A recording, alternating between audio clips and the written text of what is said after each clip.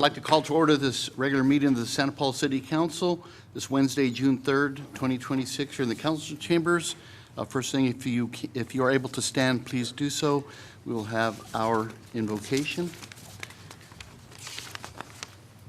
And this will be by Carolyn Bierke. Thank you. Good evening. Let us pause for a moment of prayer reflection before we begin. As we gather here, may those gathered be guided by wisdom, humility, and a commitment to the common good. May we listen carefully, speak thoughtfully, and remember the people, all the people whose lives are touched by the decisions made in this room.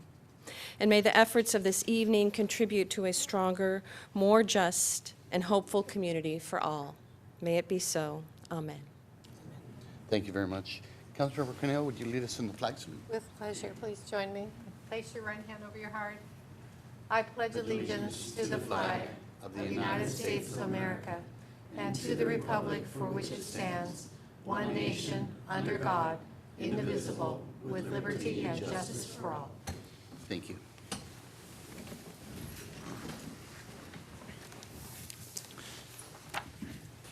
Madam Clerk, would you please do roll call? Councilmember Chavez. Present. Councilmember Cornejo. Here. Vice Mayor Crosswhite. Present. Mayor Juarez. Here. And Councilmember Ornelas is absent at time of roll call. Thank you. Just for the public's information, there is Spanish translation. Si necesitan el grupo para oír la cita en español, arrímense por favor al Julie. And also, please, if you have cell phones, if you would silence them or put them, turn them off. Thank you. Councilor, do we have a closed session report? Yes, Mr. Mayor. This evening, council recessed into closed session under item 4A in the special meeting agenda, public employee performance evaluation pursuant to Government Code Section 54957B1, title City Manager. There's no reportable action. Thank you. Thank you very much. We have public comment next, which is item number 6. I have submitted 2 cards here. One is from Gina Mathwin, and the other is Linda Basin. But I understand both of you want to either combine your time, so you have 3 minutes each, 6 minutes total, however you'd like to do it. So please come on up. Thank you. Does that set to 6, or do we have to do it twice? I can just set it to 6 if that's all right with you. It's perfect. We even have it right in front of us. Okay. And you did give us a Yes. handout. Okay, thank you. I guess I'll start. Good evening, Mayor and council members and staff. We come before you as a small representation of a neighborhood in Santa Paula that we all know is very unique, but with its uniqueness comes some unique challenges. So we've put together a presentation for you to help you see our concerns, and hopefully we'll be able to come to some kind of changes to help make our neighborhood safer. We're requesting that the speed limit be lowered to 15 miles per hour rather than 25. And there's a variety of reasons, but the largest one is the safety factor. I'm sorry to interrupt. Madam Clerk, the timer is not set. No problem. I noticed that. But you didn't. Slide. So the streets in our neighborhood are extremely narrow, and a lot of them extremely blind. In fact, we have a couple of streets that are very narrow and blind in certain spots. They're approximately 75 to 100 years old, which explains a lot, right? And in today's street planning, they would be double the width in most cases. And it presents a lot of very dangerous situations for us. We also have a lot of heavy vegetation, as you know, in the neighborhood. So between those 2 factors, there's a lot of safety concerns.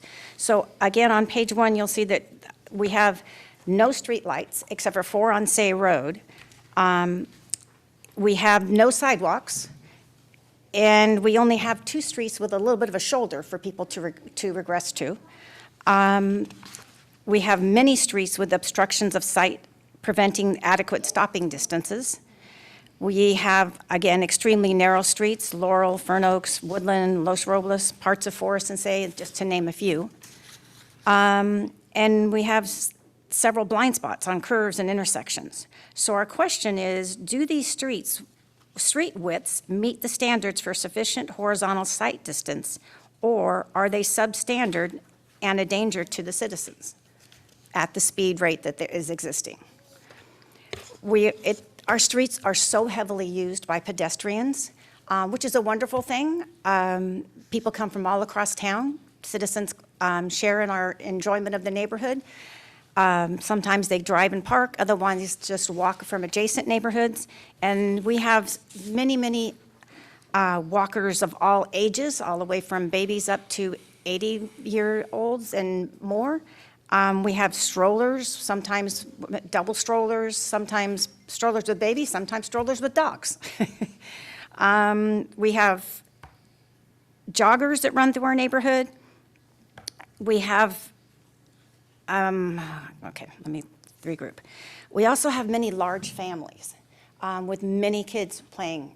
And some of those kids move about the neighborhood for classes because they're homeschooled. They have classes in different locations around the neighborhood, so they're moving around the neighborhood a lot. There's also, kids trying to play because, again, there's no sidewalks and places for them to play, so they're going to play in the streets when they can.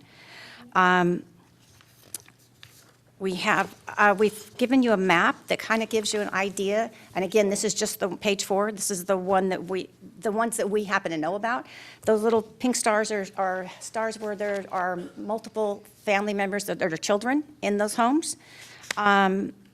We also have to the side some of the average widths of the streets.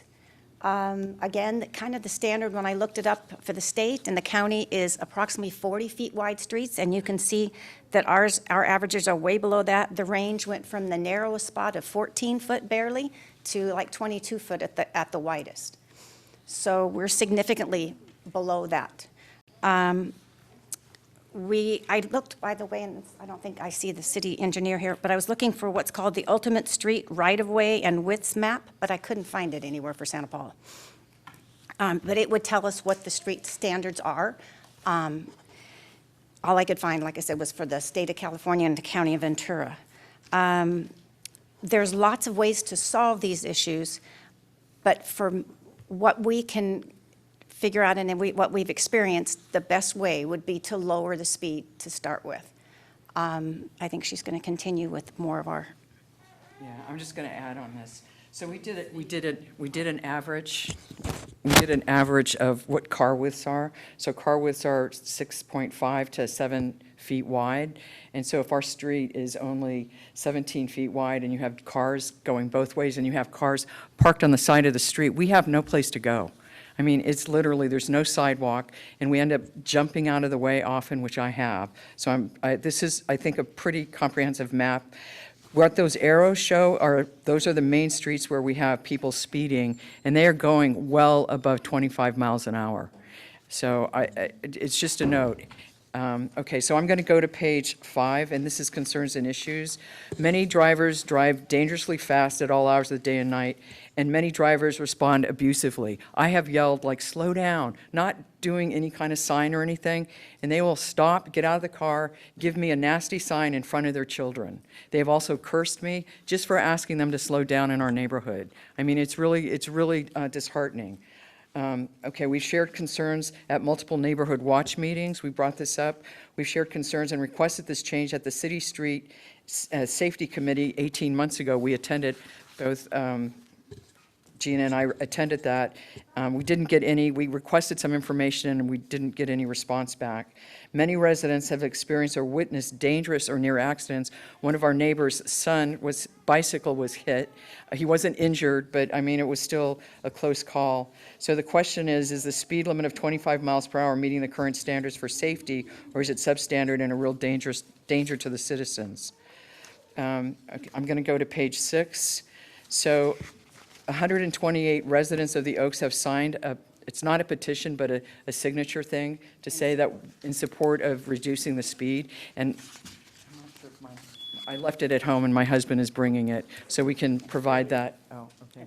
We have it. So we can provide that to you. So we have and that's not getting everybody. That was just like going to the neighborhood party that we had and then just going online saying, we have this petition. It's not a petition, but this signature.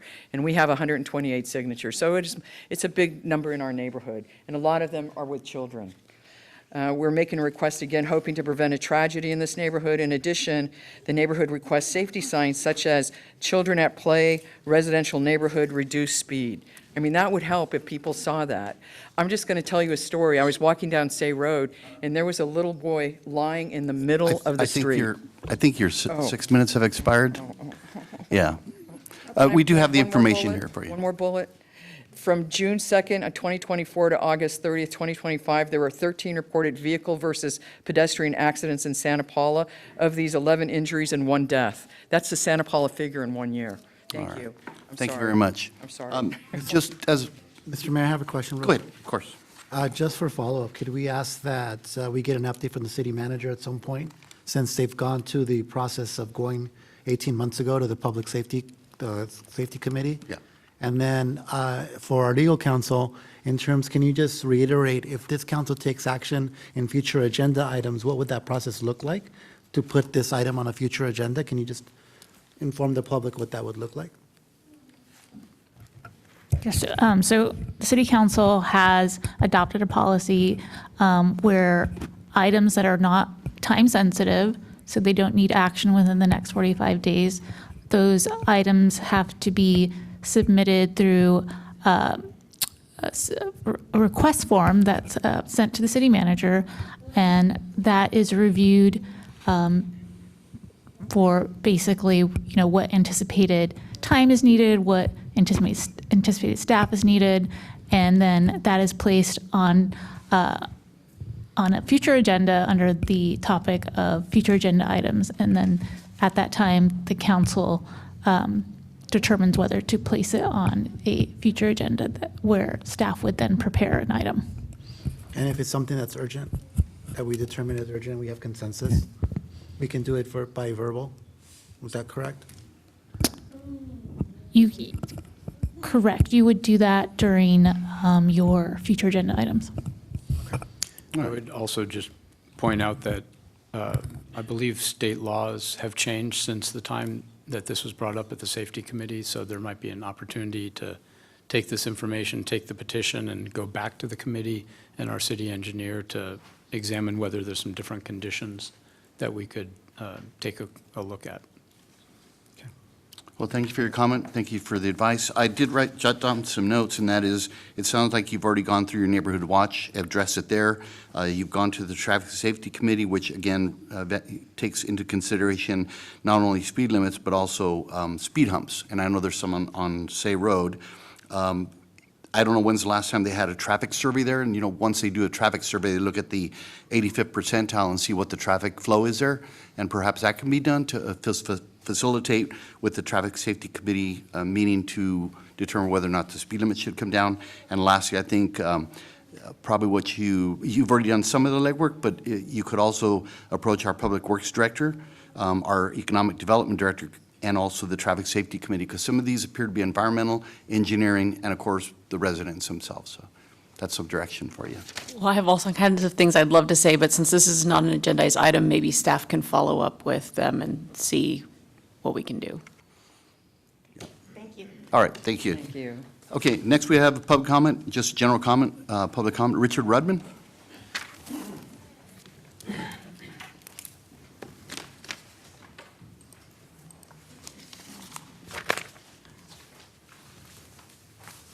Good evening, Mayor Juarez, Vice Mayor Crosswhite, council members, staff, and fellow Santa Paulans. I'm Richard Rudman, the Vice President of the Aviation Museum of Santa Paula Board. This Sunday, June 7th, our 3 museums, the Agriculture Museum of Santa Paula, the Aviation Museum of Santa Paula, and our Santa Paula Art Museum are together again promoting their first Sunday activities. Highlights this Sunday will be the Kids Art Fest at the Art Museum, at the Cole Center next to the Art Museum on 10th Street, free flights for kids between 7 and 18 years of age, and a trial appearance of the Santa Paula Farmers Market at the airport on East Santa Maria Street at the Aviation Museum. The Aviation Museum is open on Sunday between 10 a.m. and 2 p.m. The Art Museum's Cole Creative Center is open on Sunday from 11 a.m. to 3 p.m., and the Agricultural Museum is open between 11 a.m. and 5 p.m. Thank you very much. Thank you very much, Mr. Rudman. Next, we go on to item 7A Arbor Day Poem Contest winners, and we have Parks and Rec Director Greg Barnes.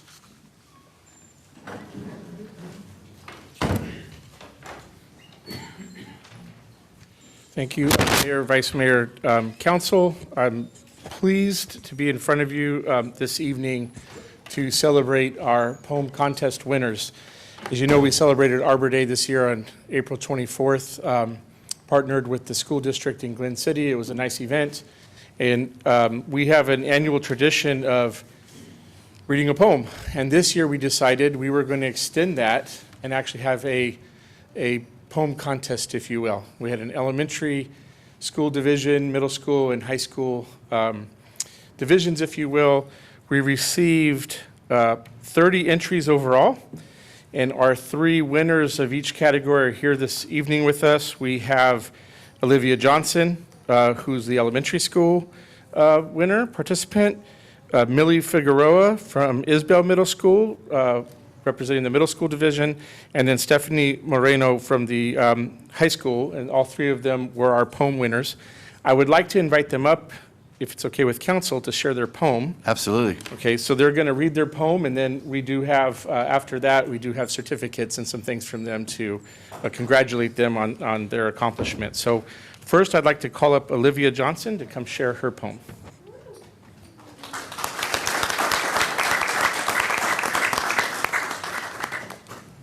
Greg.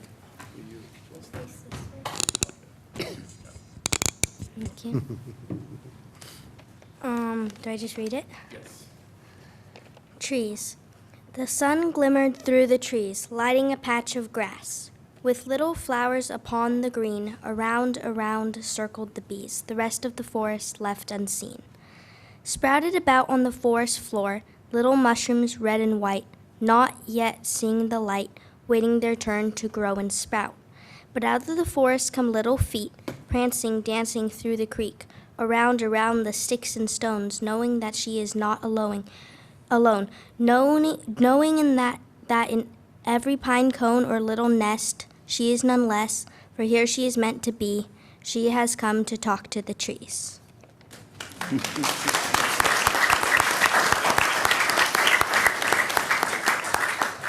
So next will be Millie for middle school.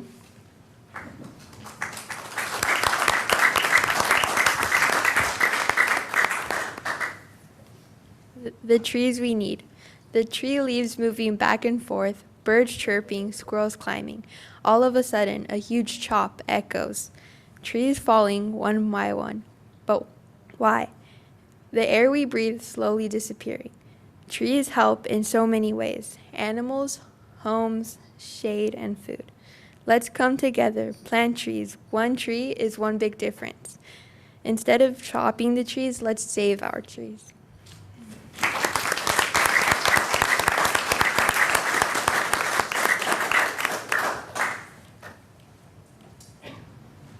And then I'd like to invite Stephanie Moreno up to share her poem.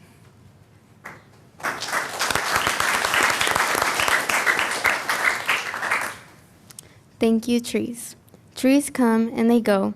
Trees always give and barely receive. Thank you, trees, for the benefits you leave. Oh, sweet memories you contribute to give.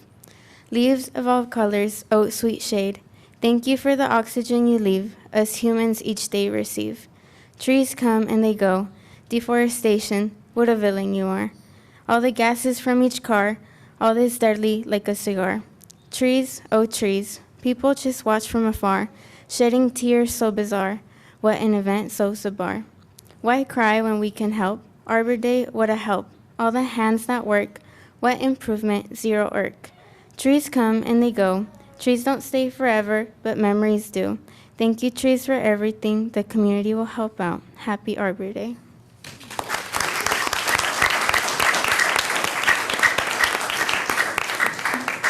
So again, we just want to congratulate them, their original poems, but also want to congratulate them on their willingness to come up and do public speaking, because that's a challenge as well, right?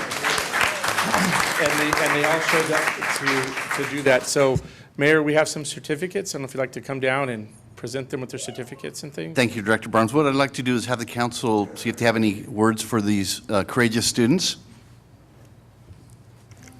Well, I just want to say I'm very impressed with all of your poems, and it's very touching for me. One, that to hear you recite them, you know, I think there's something really special about everyone getting to say their poetry in their own voice, and so that was really a special thing, and I'm so grateful that you were courageous and confident and came up here and read those and shared those with us. And so I'm just really grateful for each and every one of you for coming and sharing that with all of us, and for writing those poems in the first place. So thank you all so much. I think our future is bright. Councilmember Cannell? Thank you, Mayor. A lot has already been said to the same, but they do say that the greatest fear that people have is public speaking. So you're on your way if you can handle doing this, that you've overcome a fear that most people have. So it's wonderful that you have come to speak for us. Arbor Day and the trees in our community are very important to us, and we have a policy for every tree that we have to remove or that dies, we replace it with 2. And we work very hard towards that goal to make sure that we have our canopy in our city and all of that green. So having the spirit of our youth writing poetry about that really helps, and it shows that you're connecting with the community that we wish to have for our residents. So I just congratulate you all. Thank you. Thank you. Well, first of all, thank you for your courage to be able to come to your city hall, and you're also on television, so this is going to be a memory you will be able to keep for the rest of your life, and look back one day and say, wow, I came here and I inspired the entire community of Santa Paula. And so keep doing what you're doing, because you are the future and you give us hope. So thank you for using a spoken word as part of expressing your feelings and your connections to nature and our trees. Thank you. Thank you. So Olivia, and is it Noe? Noe? Noe? Is one of them Noe or Zoe? Olivia, Millie. Millie. Okay, Olivia, Millie, and Stephanie, thank you very much for reading your poems. And equally exciting was the Arbor Day event at Glen City School, when either the students there read them in person or they couldn't be there, they had somebody read them. It really added a special dynamic to the day to go over there, celebrate Arbor Day on our 5th year of being a tree city, having the trees being planted and your poem being read in honor of those trees being planted. So thank you. At this point, we'd like to come down and we'd be honored to take a picture with you. So.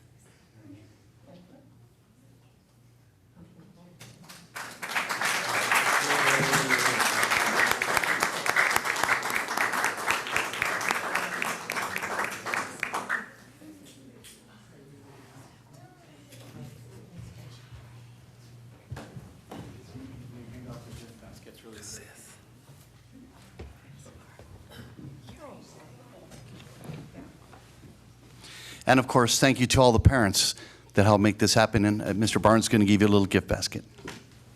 Thank you again.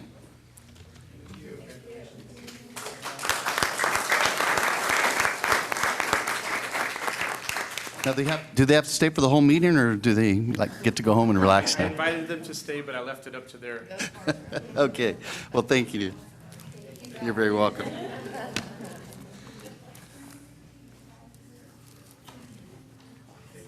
You're welcome. Good night, thank you.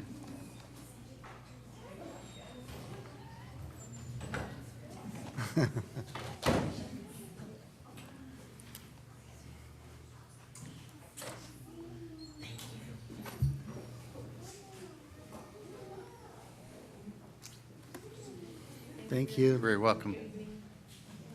Take care.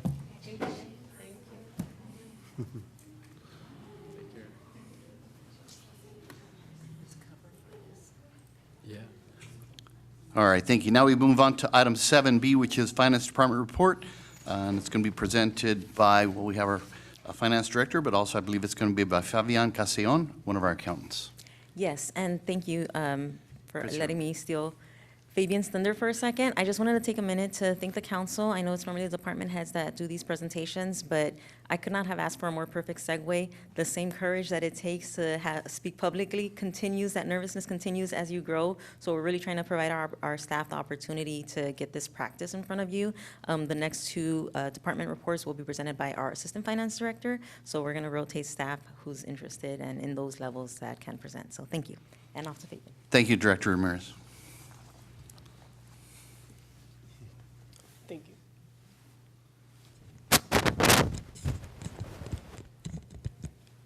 And just a little warning that I am getting a little bit over a cold, so if I sound a little nasally or you can't understand me, just let me know. I'll try to speak as clearly as I can. Good evening, Mayor and City Council. As you said, my name is Fabian Castellon. I'm an accountant here in the Finance Department. Today, I'll be presenting the Department Activity Report for the period of January to April of 2026.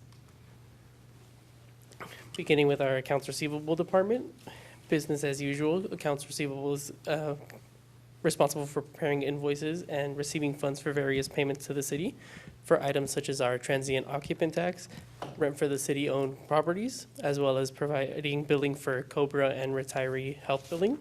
And during this quarter, they were also responsible to make sure that the CDBG loan recipients received their 1099 forms and filing them with the IRS.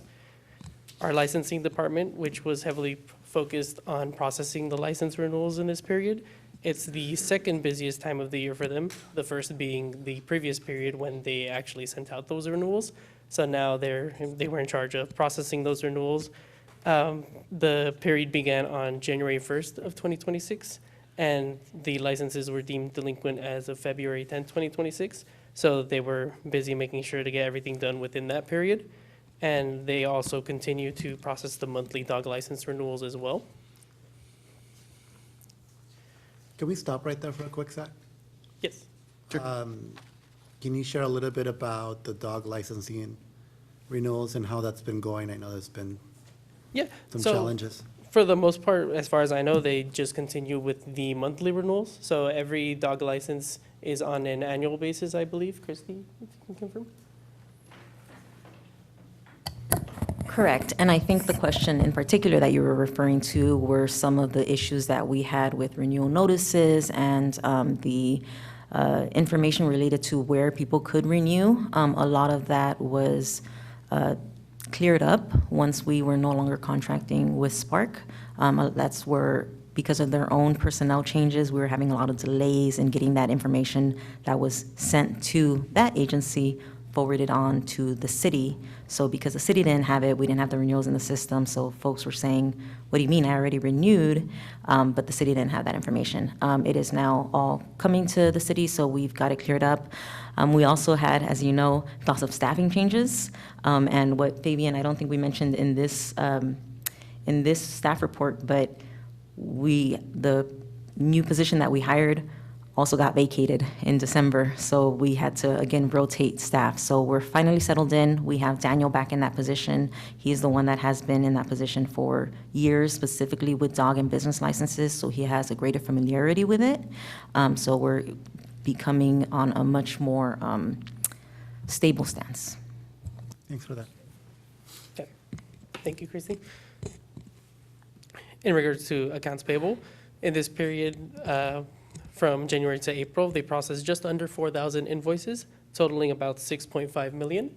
Some of our bigger categories of spending are 2.2 million in payroll expenses, which is retirement, taxes, benefits, 6.6 million in bond and loan repayments, 234,000 in legal cost, 488,000 in groundwater pumping cost, 1 million in utility and sewer operational cost, 742,000 in regards to professional service agreements, and 1.7 million in construction payments.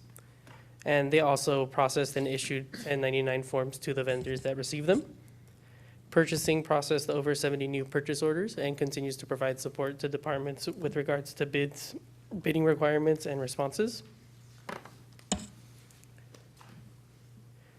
Utility billing, which is a bit of a change, which will be seen later with the staffing changes, but they do continue to work with residents in regards to payment arrangements and preventing shutoffs whenever possible. The amount of notices sent and quantity of shutoffs still remains fairly consistent with the previous period.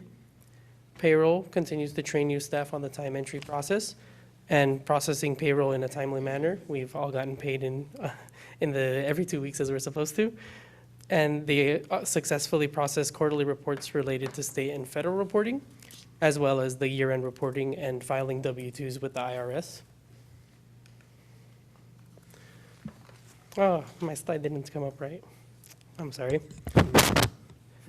In regards to staffing changes, so we do have a new accounting specialist, Suyapa Vega, who started in February of 2026. And we did unfortunately have one retirement with our other accountant, Wendy Morris. Our longest tenure employee retired after 20 years with the city. And as far as duties goes, as you heard, Suyapa Vega is now going to be in charge of utility billing, which Daniel was previously in charge of. And Daniel Blanco will be returning back to business licensing and dog licensing, which is the position where he had the experience before.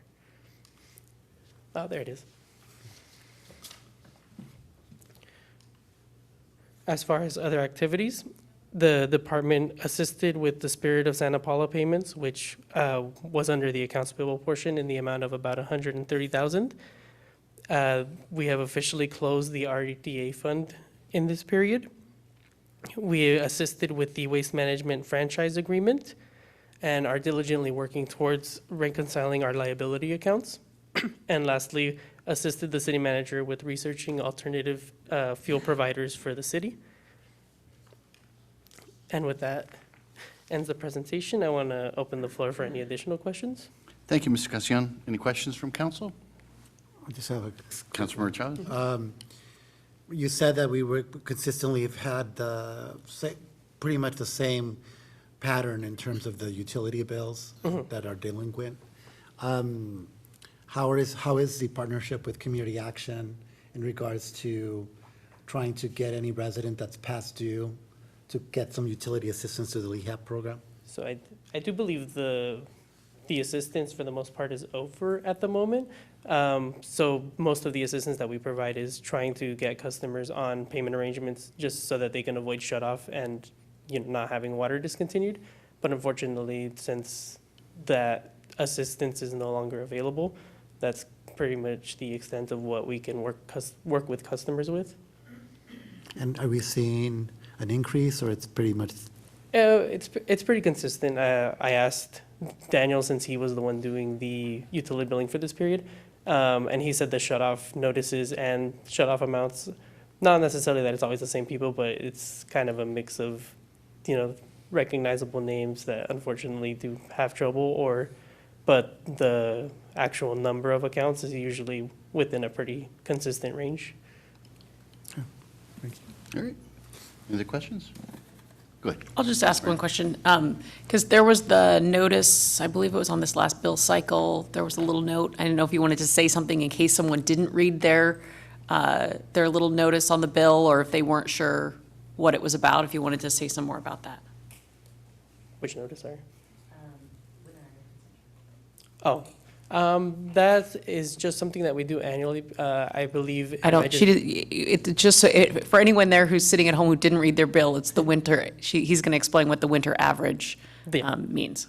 So the winter average consumption, our sewer is a bit strange if you've never really looked into it, in that we base the sewer consumption based on the winter average, which was statistically the lowest months of water consumption for customers in the city, and that gets applied year-round. So instead of being charged whatever water you actually use through the meter to your sewer as well, we take the average of your lowest for the entirety of the year. And that was actually heavily requested by the community during our last rate study and the one prior to that. They said, you know, I'm using more water during the summer, and it's not really sewer related. So the closest that we could get to that other cities use is that winter average consumption. We also included it, thanks to the fellows, Nicole, for including it in the city newsletter. So we're trying to advertise that as much as possible. Yeah, because previously what happened was you just got, however much water went through, you got charged an equal amount all year long on sewer. And so this was an attempt, since we don't know exactly how much water goes into the sewer, it was an attempt to only charge people for the water that's directly going into the sewer and not for the water in the summer that's just going onto the plants and not going into the sewer. So that way you were only being charged for what you were using. And most customers do benefit from winter average unless they do have a leak within that time frame. But in those cases, if they notice it and they're like, hey, why is my sewer consumption so high? We'll usually look back and recalculate the average to exclude any leaks or abnormalities as well. All right. Any other questions? Okay, if not, thank you, Mr. Castellon. This is a receive and file for the January 2026 through April 2026 activity report from the Finance Department. Thank you. You're very welcome. We move on to item 7C, Public Works Department Activity Report, January 1st through April 31st, 2026. This is being presented by our Public Works Director, Dale Goodman.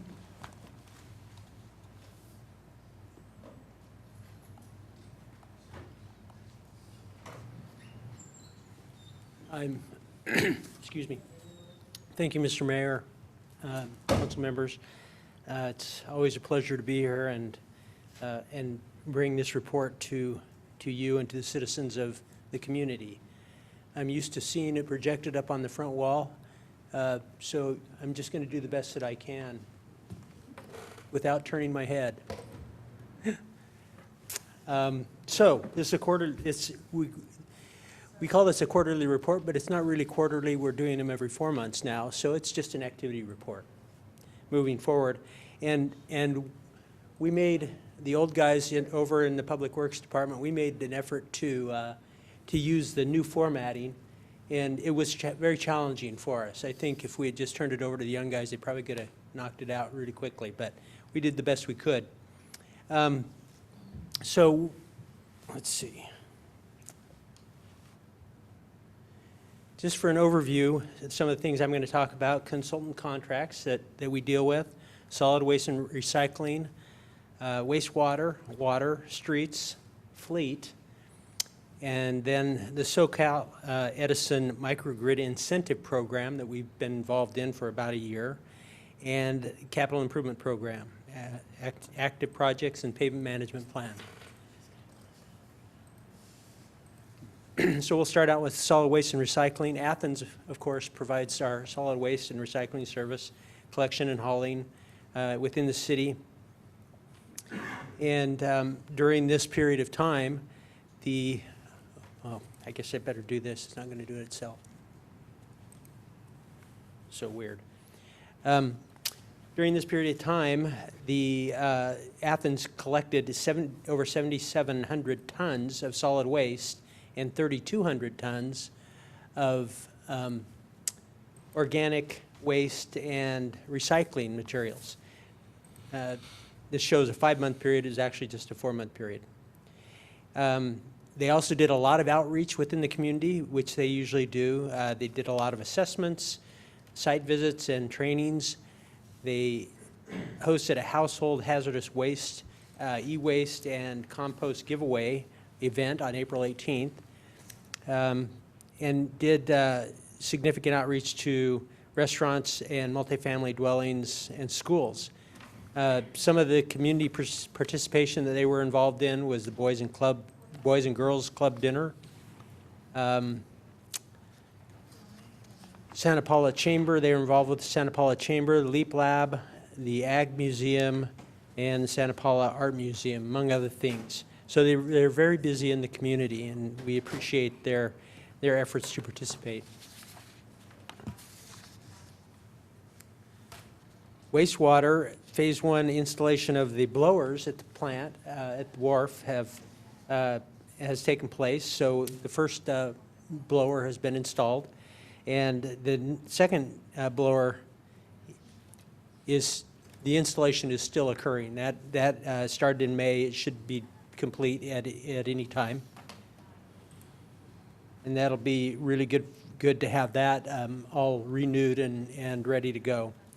The city, along with MKN, the engineering firm that helps us oversee the wharf, and Larry Walker and Associates, we met with the Regional Water Quality Board to discuss our chloride compliance efforts during this period, and gave them our findings based on our testing, which is done regularly.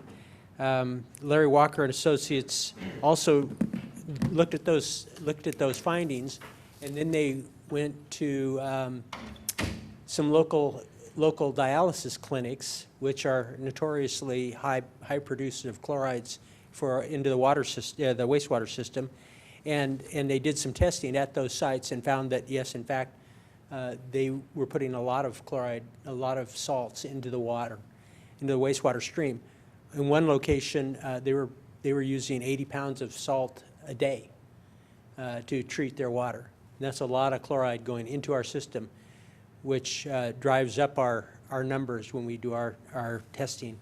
So we discussed what we should do to mitigate that issue, and so we're still working on that, working on getting those two dialysis clinics onto a pretreatment program, which is a normal thing in any community that handles its own wastewater, is to have pretreatment for any commercial users of the system that could be introducing things that are difficult to treat at the plant. Chloride isn't normally one of those things, but fats, things like that come from restaurants are a problem. Other industrial components are a problem.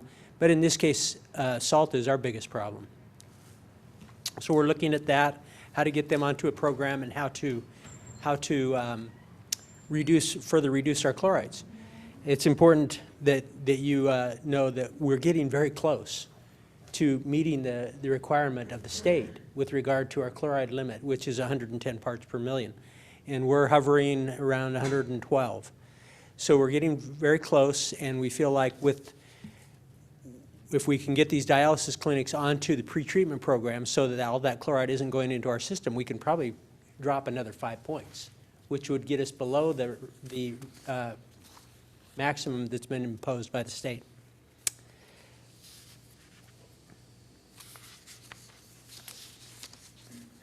The water system, water division, we have a really strong team in the water division, and that hasn't always been the case.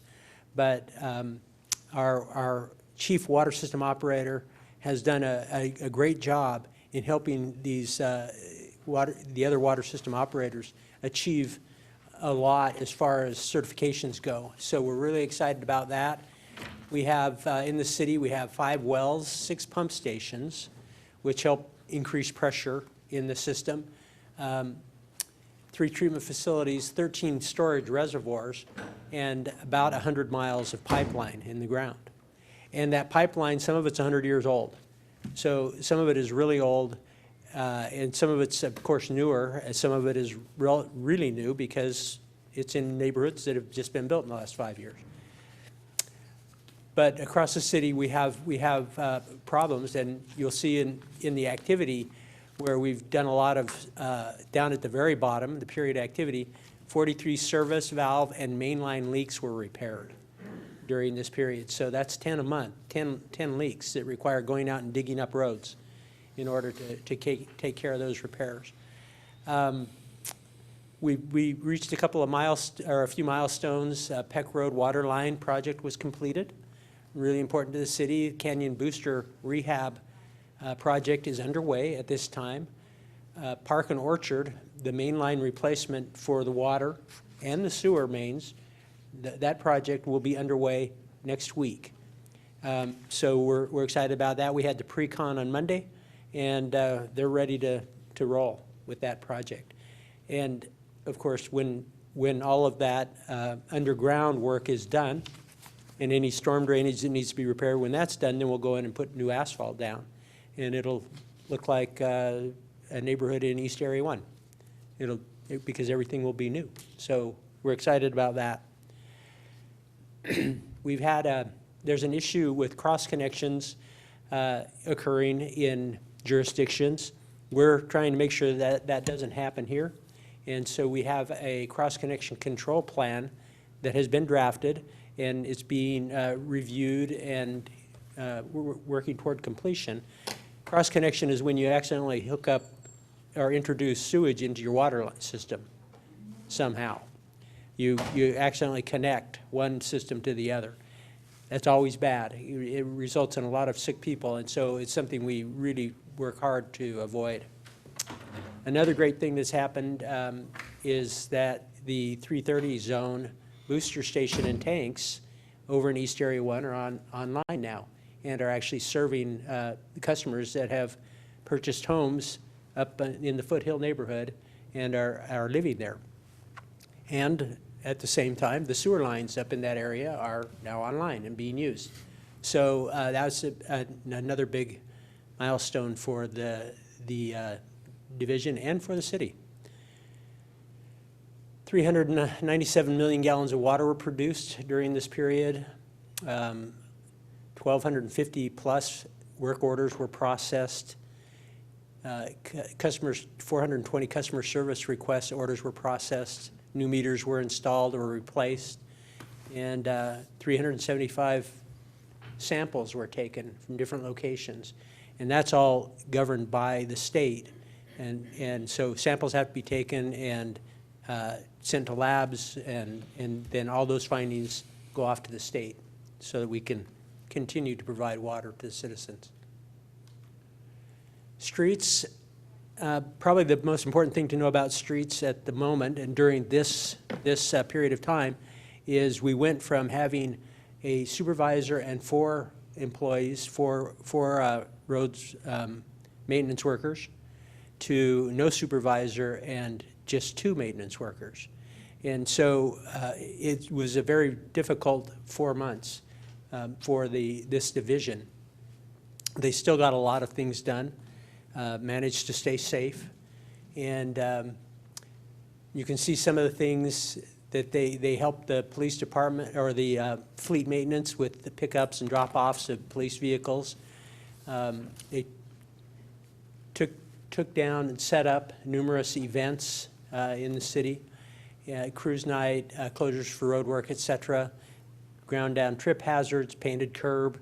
They were out there working as much as possible. There were times when we had just one person at work because someone would call, the other person would call in sick. And so under those circumstances, they can't be out in the right of way. And so the fact that they got as much done as they did is kind of a testament to how hard these people work and how willing they are to get out there and do the things that need to be done.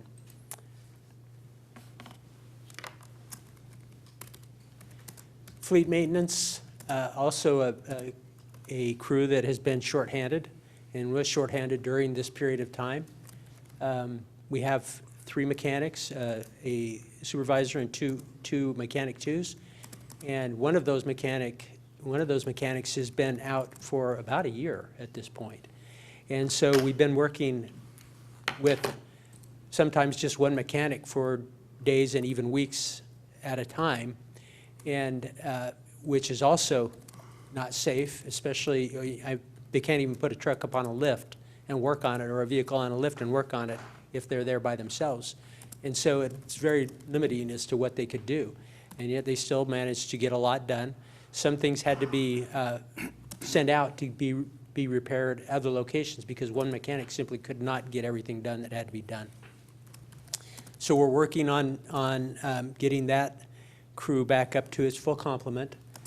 And likewise with the streets crew, we're working on those.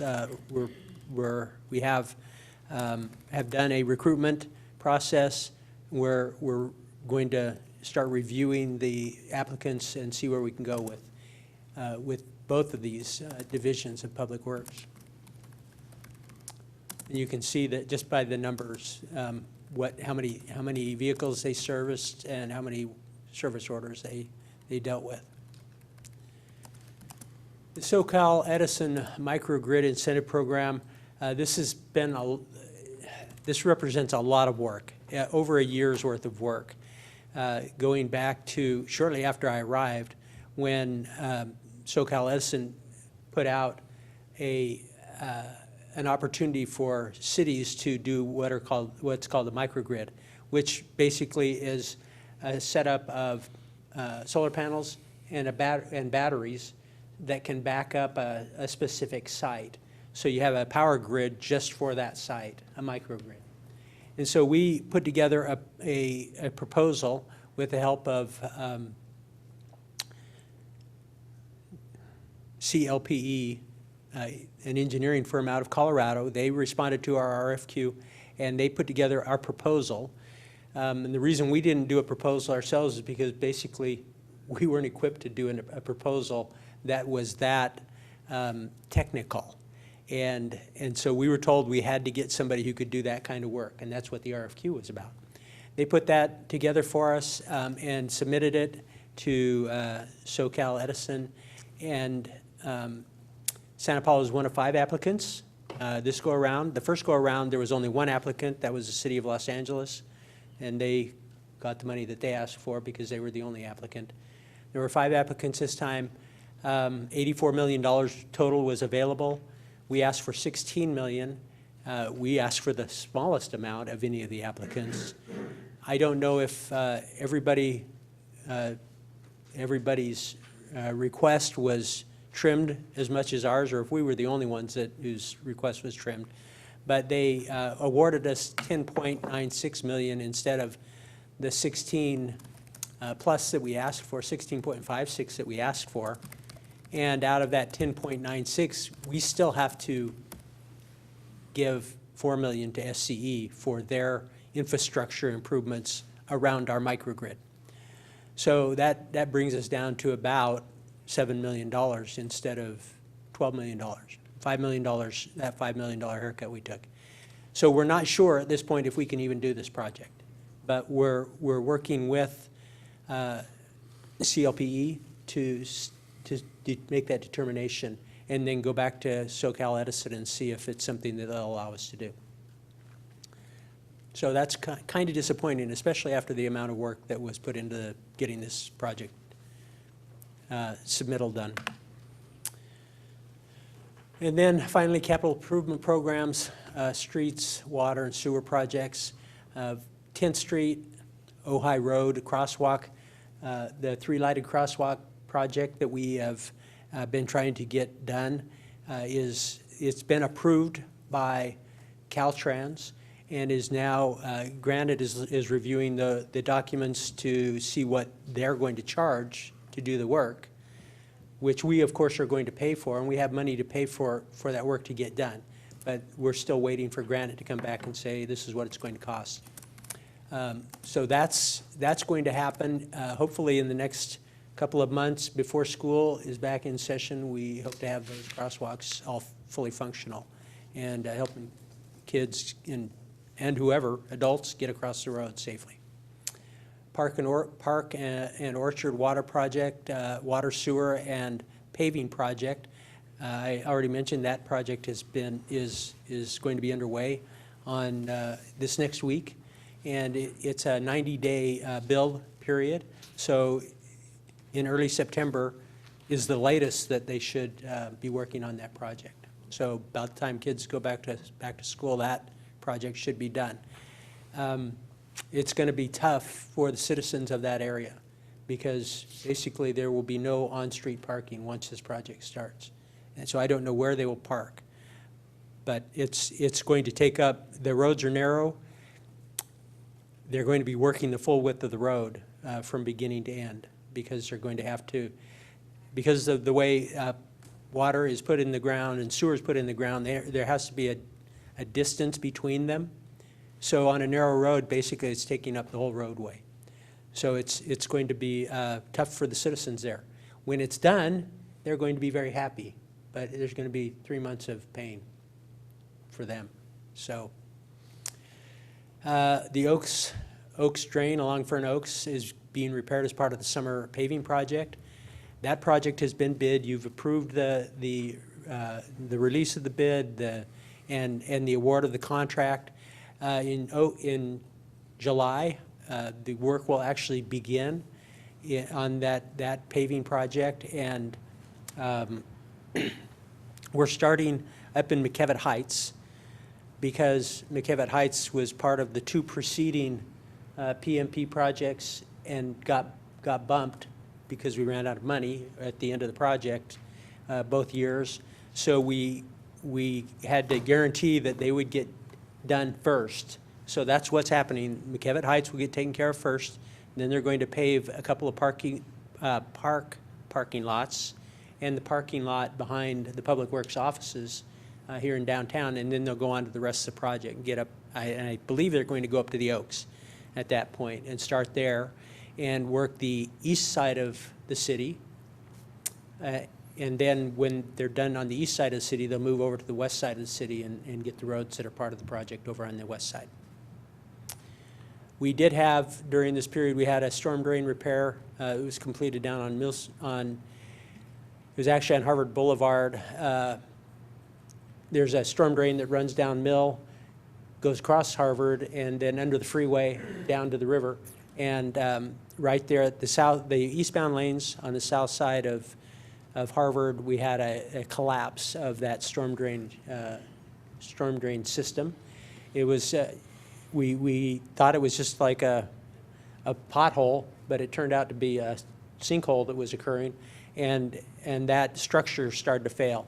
We got one of our on-call contractors to give us a quote for that work. They went out and opened up the road and found that it wasn't as bad as we had initially thought. And so they were able to do the work in pretty short order and get that patched up, and did a really nice patch. You don't even hear it or feel it when you go over it on eastbound Harvard. So they did a really good job for us. And then the PMP, Pavement Management Plan, Cycle 2. I've already mentioned this a couple of times. That's getting ready to get going, and in early July should be done. We're hoping that it will be done before Thanksgiving. Moving forward, we found when we bid this that we got really good bids, and we were able to bid it this year earlier in the year, which is the best time to bid projects like this. In January, February, March, nobody has their summer work lined up yet. They're all looking for projects to do and keep their crews busy during the summer part of the year, spring, summer, and fall. And so we got really good bids because we bid early. And so next year for the phase 2 of Cycle 2, we are hoping to be ready to go out to bid in January and be one of the first cities out there with work for people to bid on, so that we can perhaps get even better bids. And I've already talked about Park and Orchard at least a couple of times. Any questions? Thank you, Director Goodman. Questions from council? Councilmember Chavez. I just want to make sure I understood you correctly, that the study or the test on the dialysis clinics, that's actually having a significant impact in terms of the results for the chloride study? Is that correct? That's correct.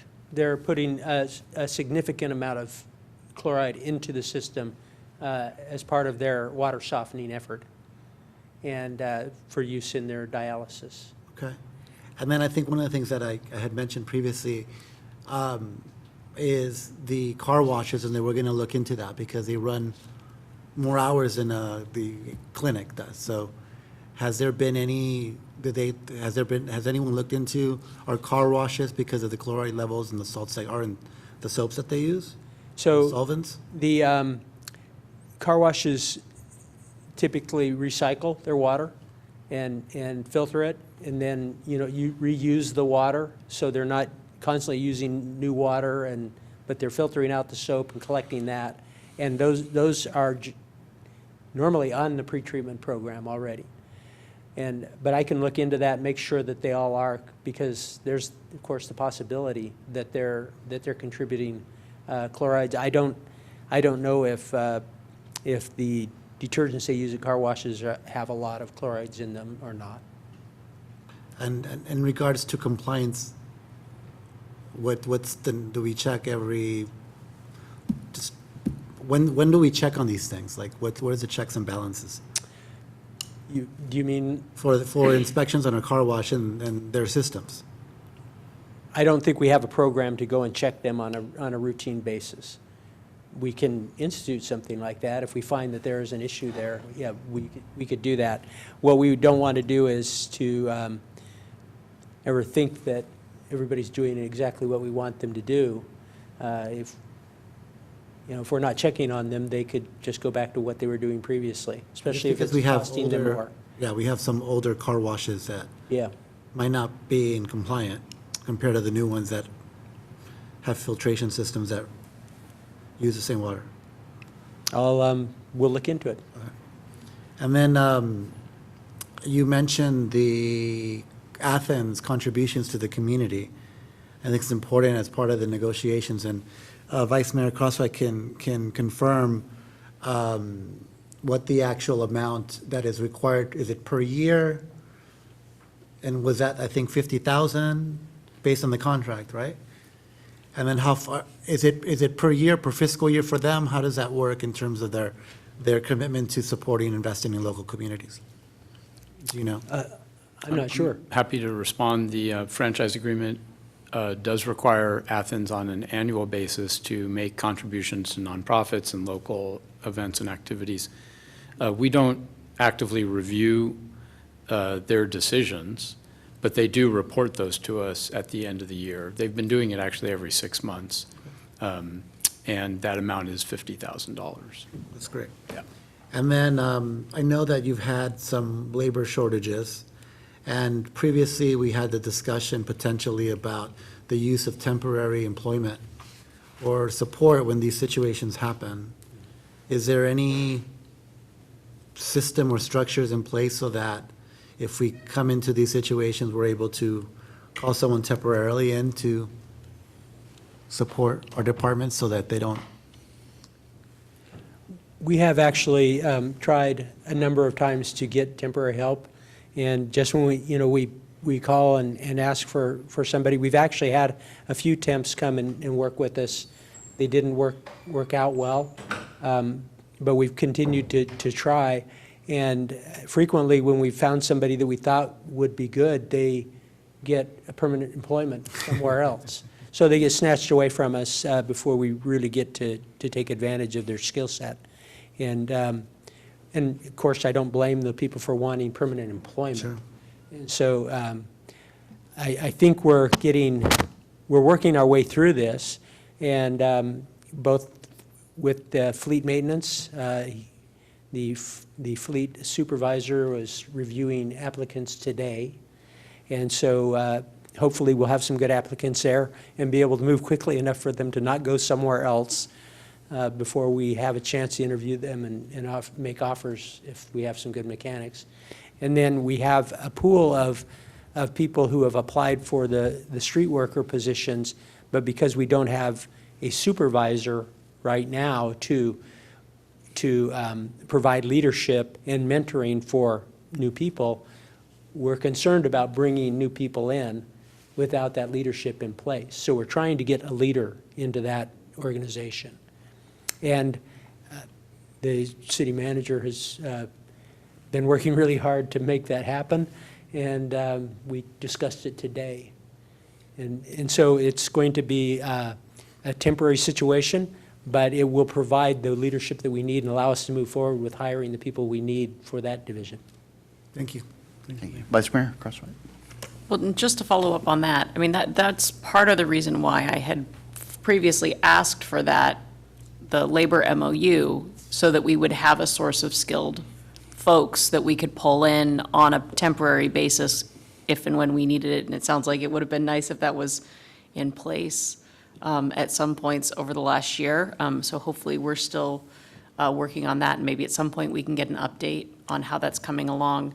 I want to go back to the chloride compliance issue, because when we had the study before, the consultants had indicated that even if we pre-treated for the chlorides at both of those dialysis sites, they didn't think at the time that that would be enough to treat everything that we needed to treat. Are they using even more chlorides than we thought?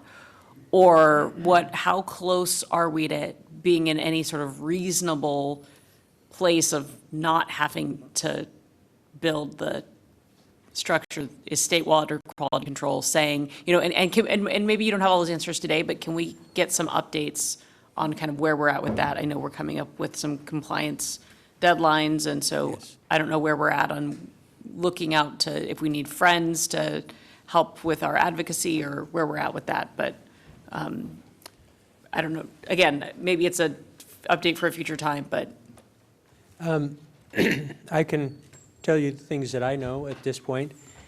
There's a number of factors that are bringing our chloride level down. Every new home that comes online that doesn't have a salt-based water softener system is adding wastewater to the stream without the chloride. So that further dilutes the flow for every home. And how many new homes do we think will go online this year? Well, out here we've got 300 apartments that are ready to be occupied, and they've got nearly 3,000 applicants for those apartments. I think they're going to be able to fill them all. And so you add 300 new homes to the flow, that sewage flow from those homes, and none of those people are going to be able to have water softeners in their units. So that water then is going to further reduce the concentration of chloride just because we're adding more water to the flow. Dilution, that's what it's doing. It's diluting the chloride level. And then in the rest of, over in East Area 1, we're continuing to add homes.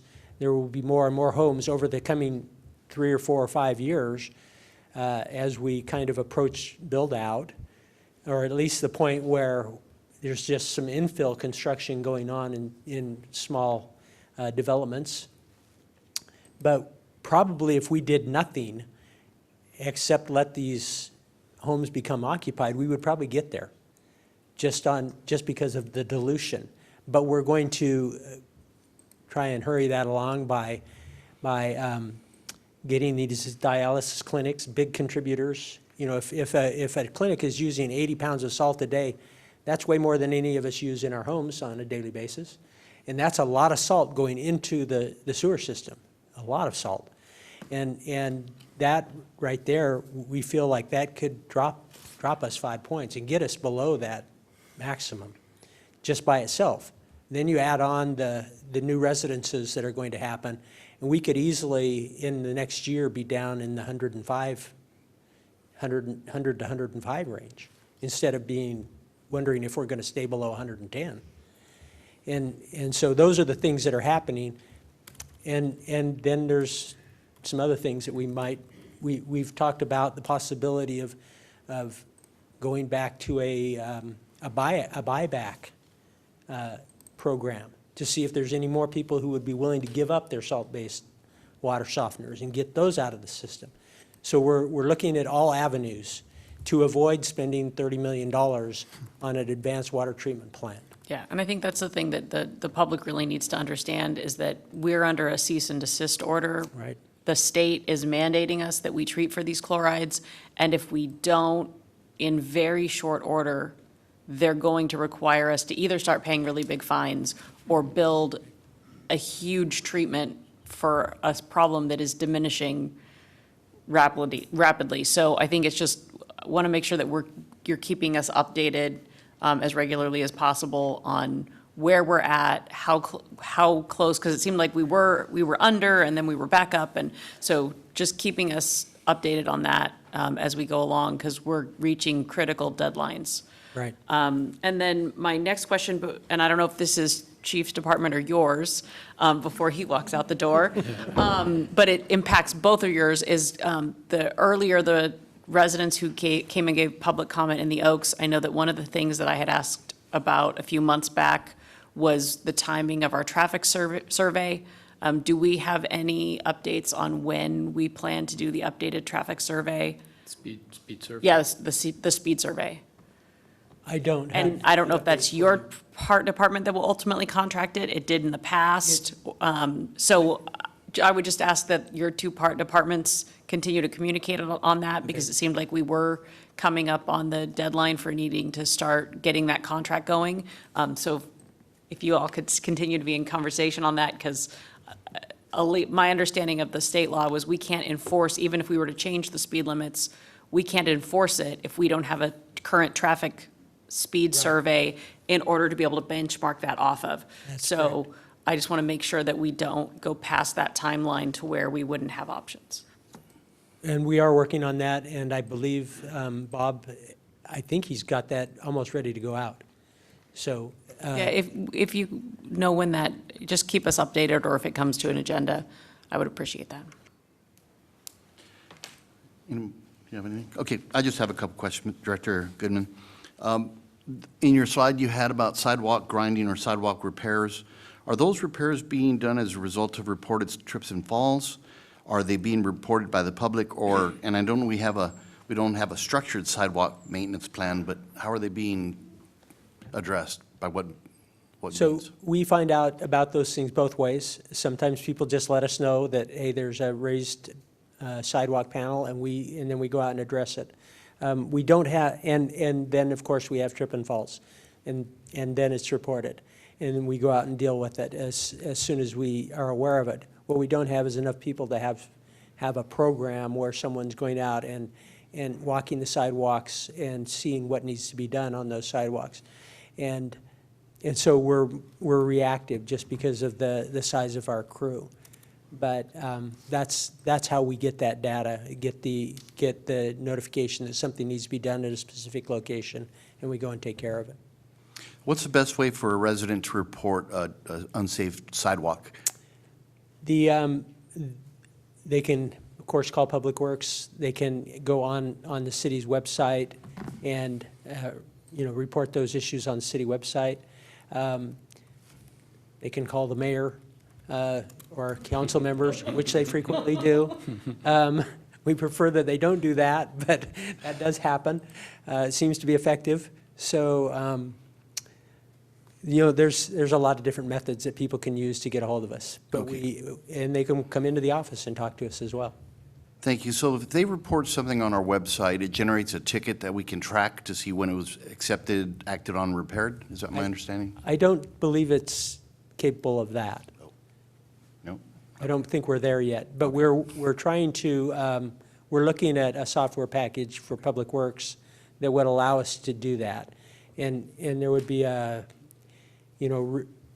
file a report, kind of a button that they could click on, and then they could say, here's the problem, it's at this location in front of my house, pothole, raised sidewalk, whatever, sinkhole is occurring. And then at that point, then we know about it, and they would also have visibility to see what we're doing about it. Because once someone goes out and looks at it and then enters some kind of information, that, hey, I looked at this is what needs to be done, and we lack the parts or the equipment to do this work, but we expect to have it done in the next 2 weeks, then that's visible to the person who filed the report in the first place. So we're trying to make sure that, we're trying to find a system that will allow us to do that. Okay. Thank you. And finally, you mentioned in your slide the SR 150 10th Street repairs that are being done. Now, that's not a combined project with the city and Caltrans. It appears to be more Caltrans. It is Caltrans. Okay. But what we have tried to do is, we went to Caltrans to see if they would do those crosswalks for us. We would pay, they initially said no, and we said, but we're willing to pay for them, and then they said, oh, well, that's different. So, yeah, we'll talk to the contractor and see about adding this to their scope of work. So that's what Caltrans has done. They've gone to their contractor, Granite, I believe it's Granite, and to have Granite give them a quote for doing the additional work, the 3 crosswalks. Well, that adds a new dynamic to my question, and that is, if we're paying for it, then why isn't it getting done?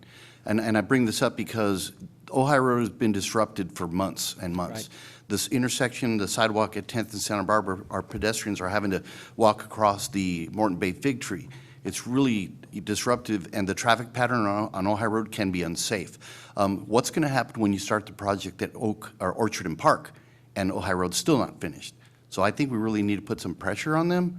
On since we're paying- Caltrans? Yeah, it's because we're paying for it. Somehow, somebody needs to. Hold on, though. I just want to clarify that we're not paying for the current work. The sidewalks, the curb. None of the No, current sidewalk We're work, just we're doing not 3 paying for any of that. Oh, we're for not. 3 crosswalks. Just We the are crosswalk, okay. only talking about those 3 intersections, which aren't even really the ones they're improving right now. Right. Where there's no pedestrian beacon, where we need to replace the pedestrian beacon, like right out here at Okay. Ventura and 150. And those are the ones that we have told Caltrans that we would pay for. And the reason why we're asking them to do that is that if, otherwise, they're going to finish their project, and then we're going to have to wait 5 years to do them. Got it. And we can't afford to wait 5 years to do them because it's a critical pedestrian safety issue. And so we've asked Exactly. that they make sure that those get done with this project so that we don't have to wait to get those done. But those other intersections, we are not paying for those. All right. Those are their work. Well, thanks for the clarification, but it does impact us and it impacts our people. So is there any way you can reach out to them and get a timeline on when they're going to resume work? We certainly can. Okay. I don't know how readily they'll respond to our inquiries, but we can make that inquiry. Caltrans kind of marches to their own drum, and so. I'll send you some information tomorrow because there's a local Caltrans executive that lives in Santa Paula that actually reached out recently, and we'll make that. That would be great. All Thank right. you. Thank you, Councilmember Chavez. Okay, with that, that is the end of that presentation. So this is a receive and file of the Public Works Department Activity Report, January 1st through April 31st. We move on to City Council reports, and if we could please start with Councilmember Cornejo. Thank you, Mayor. I was gone a couple of weeks through all of this, so I was not attending government meetings much, but I did miss the last meeting because of that. So I'll just report what I've done since my last report. On May 7th, I attended the VRSD meeting as a representative for the city. Also, the same day, Senior Advisory Committee. And I also attended the Housing Trust event fundraiser in Moore Park at Walnut Grove, which looked like it was a very huge success as far as raising a lot of money for that organization. On the 12th, May 12th, I attended the Santa Paula Basin Pumpers Annual Meeting as a representative for the city as well. And then on the 14th, the Annual Chamber Awards. And then with a big gap when I was out of the city, then back yesterday, attended the 2x2 meeting, which is 2 members of the city council and 2 members of the school board, doing some, meeting a few times a year just to make sure we're connecting on things that affect us mutually. And that was attended by Council Member Ornelas, the other member for the city council, Superintendent Weinstein, City Manager Singer, and the school board member, Tommy Frutos. So we had a good discussion. Some of that was talking about those crosswalks and when they'll be done, because that affects the kids going to school and all, amongst other things. Oh, and I should mention as well, importantly, the collaboration that we have with the school district for the summer school program, which by the numbers, I think it was over 500 kids that we'll have in summer school through the school district, and then with our Parks and Rec for enrichment activities in the afternoons. And it's a wonderful and well-attended program that benefits a lot of families in our city. So, okay, that's it. Thanks.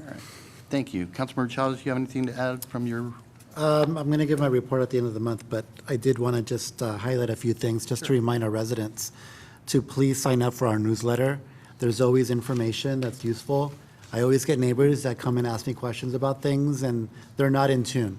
They don't know what's going on, and so the newsletter is a great way for them to get a monthly update of all the things happening, including our bridge and the progress there, to our 4th of July, to the farm worker monument campaign, to our streets. There's just a lot in there, and it's really easy. And for you to sign up, just go to our website, sbcity.org, and sign up for our newsletter. And then I like to make sure that everyone's invited to the Santa Paula Social Services Coalition Community Fair health fair that's taking place at the new sports park on June 20th. And so again, like us on social media, get the updates, stay in tune, because something's always happening in Santa Paula, including our fantastic cruise night that's happening this Friday. Thank you, Councilmember Chavez. Vice Mayor Crosswhite? All right. I don't know if it's still up, but I went to the Santa Paula High School award ceremony at the Santa Paula Art Museum, like spam. And we have some phenomenally talented high school students in town. There was both sculptures and two-dimensional pieces of artwork, and there were really, really good pieces. Like I said, I don't know if it's still up, if the awards ceremony was the end of it, but really talented young people in our community. I attended last month's chamber mixer in downtown. I went on behalf of the mayor to the Santo Niño de Atocha, the despedida, when they have their closing ceremony. I went this morning and for the Santa Paula Police Department Special Olympics torch run. They even had a Special Olympics athlete who's here local, who I often see out running around town, who ran with them. It was a very heartwarming event. They had the group that works with the horses and the kids and connecting them with the police department. They were out there. So it was just a really heartwarming. Some of the sponsors of it came out. Some ran with them, some saw them off. We had community members that were running with them, and so hopefully it's something that continues to run every year. And the chief let us know that we're going to be getting our own Special Olympics torch that's going to be there in the police department. So that was a great time this morning. I had a Clean Power Alliance Executive Committee meeting, but I'm going to wait and report out after the meeting tomorrow because we have our actual board meeting tomorrow. I had 3 meetings for the Southern California Association of Governments, but I'm going to report out just on the Legislative Communications and Membership Committee. We continue to have conversations about the SB 1087, which is the modernization of SB 375. And so those are ongoing. It did pass the Transportation Committee and the Financial Committee in the Senate, and we were still waiting, as of our meeting last week, to have it head to the Senate floor for a hearing. We're also following AB 2002, which is Solace's bill, to codify the REAP 1.0 planning funding for housing into the budget at the state level. And so that did pass the Assembly for 68-1. So that passed with strong bipartisan support. We've also had bills that did that and got stuck somewhere in a suspense file. So we're hoping that it will also have a strong showing in the Senate, but that remains to be seen. It's supposed to move to the Senate Housing Committee in June, which I guess is this month, and I'll keep you posted. And then one thing that is of interest, I didn't get a bill number, but we met with Senator Ben Allen. He met with our committee, and he was telling us that they're working on mobile home park legislation that would give residents an opportunity to match a bona fide offer on a park before it was sold. So just something that might be of interest for us to watch. Again, I didn't get a bill number, but it was something that he mentioned in the meeting. Let's see, at our Heritage Valley Policy Advisory Committee, which is the committee that oversees the Heritage Valley Express, which is in Santa Paula, Fillmore, and Piru. I asked when they plan to be doing the outreach, because I had told you previously we got that CMAQ grant, congestion mitigation and air quality grant, to do expansion of our local bus route, and I asked what's the plan for outreach on that. They're hoping to be September of October of this year, to be doing the outreach and getting community input. So please let me know if there's community groups. I know I have my own ones that I've thought of, but who might be interested in giving feedback on those bus routes. I'll also make sure that we announce those workshops when they're going to happen, because I think it'll be really important that we get feedback, both from everyone who will be impacted by those in the community. So they're hoping for the fall on that.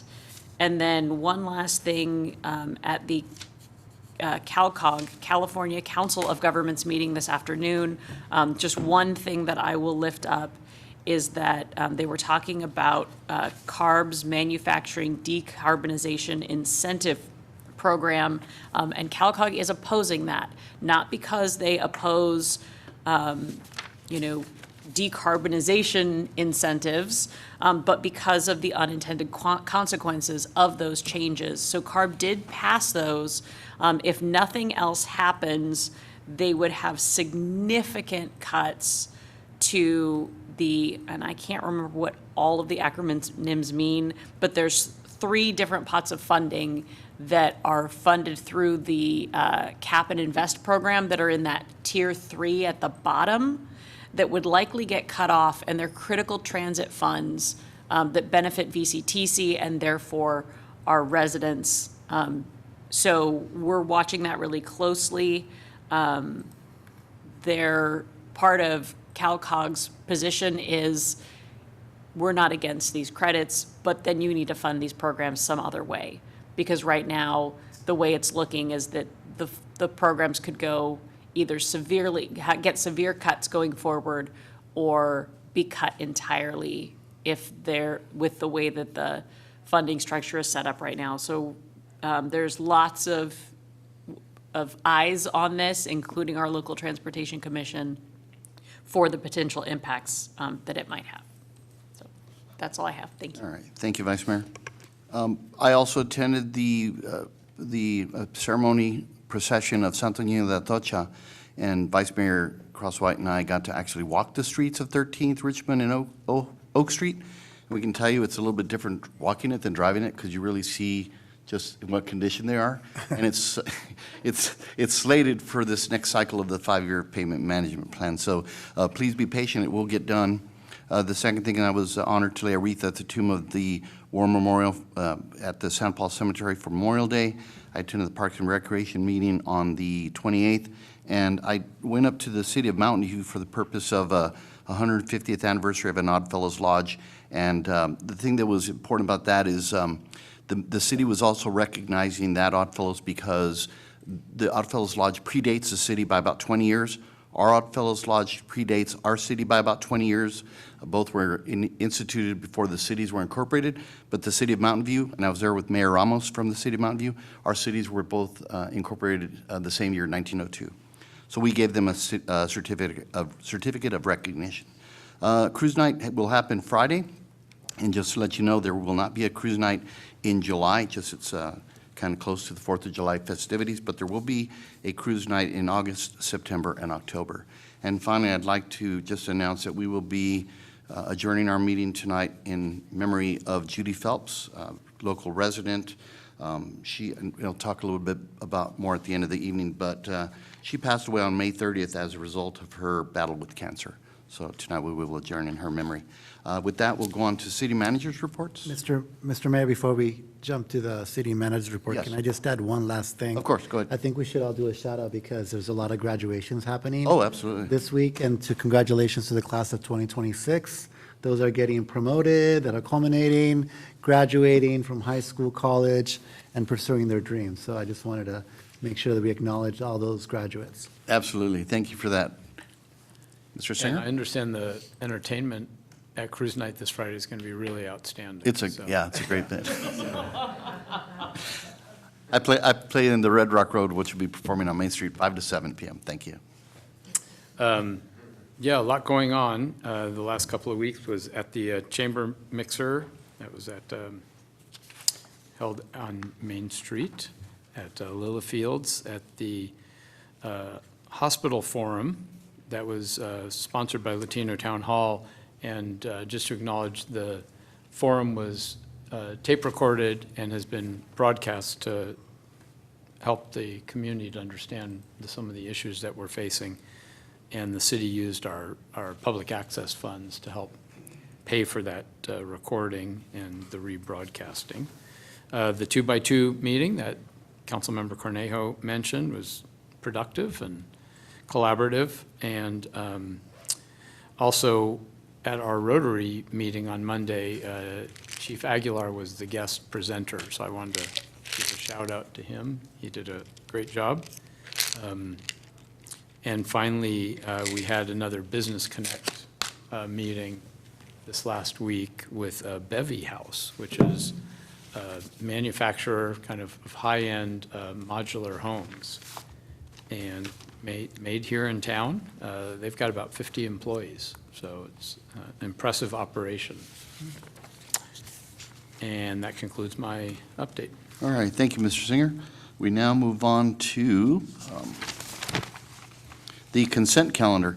Background information has been provided to the City Council on all matters listed under the consent calendar. These items are considered to be routine by the City Council and are normally approved by one motion. If discussion is requested by a council member on any item, or a member of the public wishes to comment on an item, that item may be removed from the consent calendar for separate actions. We have consent calendar items 10A through 10D. Do we have any public comment on any of those?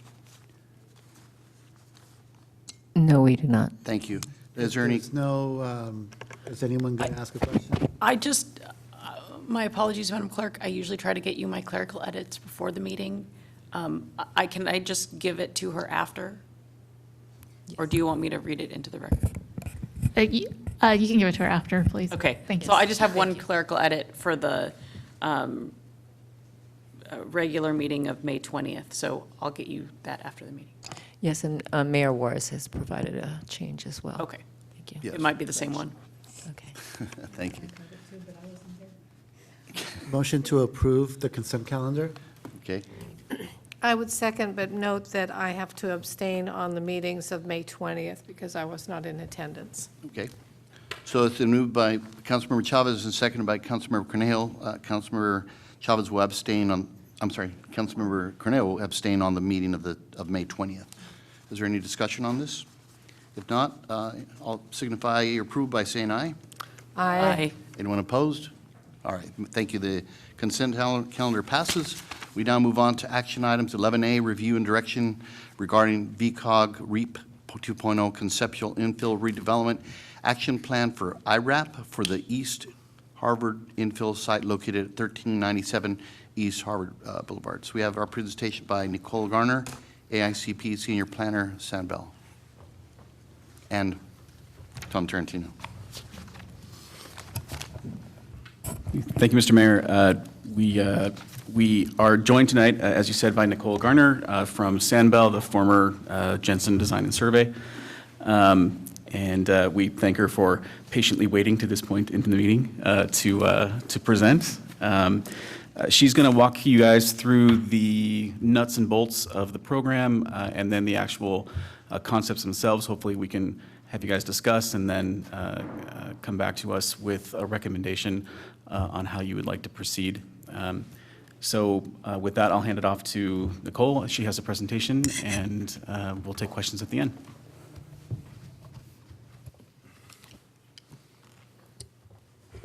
Hello, if you don't mind, is this on? Or is this on? Oh. It's on now? Okay. I am just going to sit because I have a lot of paper and notes that I will have to take for the results of this meeting. But I'm here and I am happy to present. Thank you for the introduction. And I know you've been sitting for a long time, so I'm just going to go ahead and get right into it. So this is the East Harvard infill site, Conceptual Infill Redevelopment Action Plan, or IRAP, as I'll continue to call it through. Is it not working? Okay, oh, that's a big difference. All right, thank you. Or the IRAP, as I'll be referring to it for the rest of the presentation. So today I'm going to first give you some context for why we're here, in case you're not already familiar. And then I will give an overview of our conceptual design process and how we got to the resulting concepts that are before you today. And then I'll go ahead and walk you through the concepts and answer any questions. So VCOG's Regional Early Action Planning, or REAP 2.0, is a partnership program with SCAG. VCOG is working with multiple local jurisdictions throughout the county to identify sites that are suitable for affordable housing, mixed-use redevelopment, and transit-oriented development. And concept studies and an IRAP are being prepared for all of those. So the city has chosen the Harvard infill redevelopment site as their chosen site for the IRAP. As part of this program, all of the concepts that we're presenting today must result in measurable outcomes to accelerating supply, choice, and affordability of housing, affirmatively furthering fair housing, and reducing VMT. Here are those objectives in a little bit more detail. So all of the concepts that are before you today, this is the goal of the concepts, is to provide market rate and affordable multifamily housing, mixed use, in transit-oriented development in order to reduce VMT. So to develop these concepts, we went through a couple of phases. First, our office did some background research, site context, which is found in Attachment A, the Existing Conditions and Planning Context Memorandum. Then we created 3 draft concepts that were used in an internal design charrette activity with city staff. And then we took that charrette feedback and worked with staff to further develop the concept plans to what you see today. This is the infill site. It's bordered by East Main Street, East Ventura Street, and East Harvard Boulevard. It's a privately owned property providing truck maintenance and repair services for semi-trucks and commercial vehicles. There is a medical clinic located on the same parcel. It's up in the northwest corner.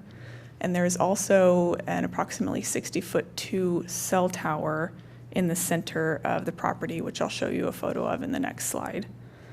There are 2 existing bus stops that serve the property and 2 stops that are directly adjacent from the property, operated by Valley Express Dial Ride and Valley Express bus routes A and B. So here are some images of the site as it exists now. In the top left corner, you'll see the medical clinic. The top right are some of the existing structures on the truck site. And then obviously at the bottom, you'll see some trucks in the lot. And then the bottom right is a view of the Harvard Boulevard frontage and that existing crosswalk that is there. The site is zoned commercial light industrial, and it is generally surrounded by commercial and industrial zoning with open space to the south and some residential to the west. There are also a couple of residences to the east in the general commercial zone. So during the charrette, staff was given a presentation like a long version of what you just went through of the existing site characteristics, and they were presented with the draft concept plans for review. These are images of the draft concept plans and staff's markups and comments on them. At the end of the charrette, we asked staff to present their thoughts and comments for an informal internal discussion, and we gained consensus on these takeaways and decided that at least one or all of the concepts should address these. So there was a desire for a new intersection with Harding Park to increase pedestrian visibility and safety, and also to help the flow of traffic leaving Harding Park during peak periods. There was a desire to provide community serving commercial uses that could serve as a third place or gathering space for the community or those also visiting Harding Park. There was also a desire for senior housing opportunities and more open space. So following the charrette, our office took these takeaways with the continued coordination of staff and further refined the three concepts to create what is now before you. And so now I'll kind of give you a review of each of the concepts. But before I do, I'd like to make a couple of notes that kind of pertain to all of the concepts. All of these concepts provide propose a signalized intersection with the park. You'll see that they all also propose enhanced bus stops, including bus turnouts, seatings, and amenities nearby for bus patrons. All concepts also propose a residential product, but have differing building typologies. It's the birds. Okay, it's dogs. Okay, well. They're very excited about the shelter. Great, they're very excited, yeah. Okay, well, forgive me if I stumble over my words a little bit. I'd also like to note that all of the concepts imagine a restaurant as the primary commercial use. This is partly due to the code and parking requirements. We thought it would be more helpful for us to imagine something that would take up a lot of space, so that if a developer were to come in the future, they would have more room to play with, rather than us design small, then want to come in with something larger and be constrained with space. So this is concept one. Its focus is on providing senior housing and dense multifamily residential housing along with a commercial use for community benefit. It proposes a new private street that would bisect the site and create a signalized intersection with Harding Park. The street is aligned in a way that would allow subdivision if that was a desire. So the private street could become public, and that would create the right-of-way, and then you could draw a property line between the two parking lots on the west side, and you could draw another parking lot between buildings D and C, for example. This concept explores the use of podium buildings to maximize unit density, one driveway entrance into a first-floor parking garage, and then residential units on the second and third floors. That's describing buildings B and C. And building D is an apartment building with tuck-under parking.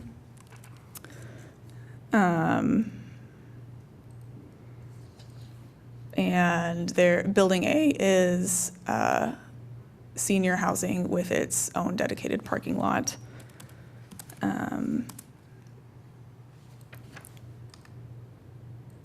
This is a massing model of concept one.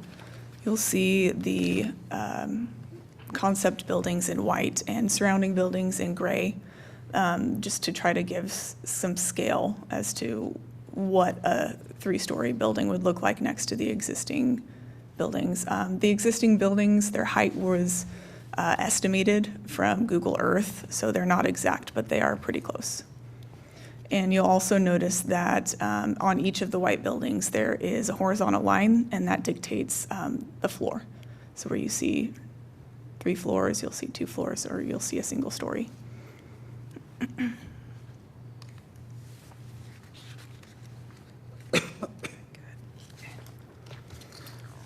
This is concept 2. This concept, the goal was to retain the existing medical center and cell tower in the center of the site. The cell tower is in the center of that dashed circle. And then we're also proposing to develop the rest of the site for new senior housing and commercial uses. So this one does not propose a new private street. It retains the new signalized intersection. And again, senior housing is located in the north side near Main Street bus stop. Multifamily is focused towards the west side, and commercial is generally located in the center nearest the Harvard Boulevard bus stop. The multifamily residential product in this concept they are 2- and 3-story apartment buildings with tuck-under garages and covered parking. They could have internal and/or external unit access, and just a note that the triangles on the site plan indicate garage parking spaces.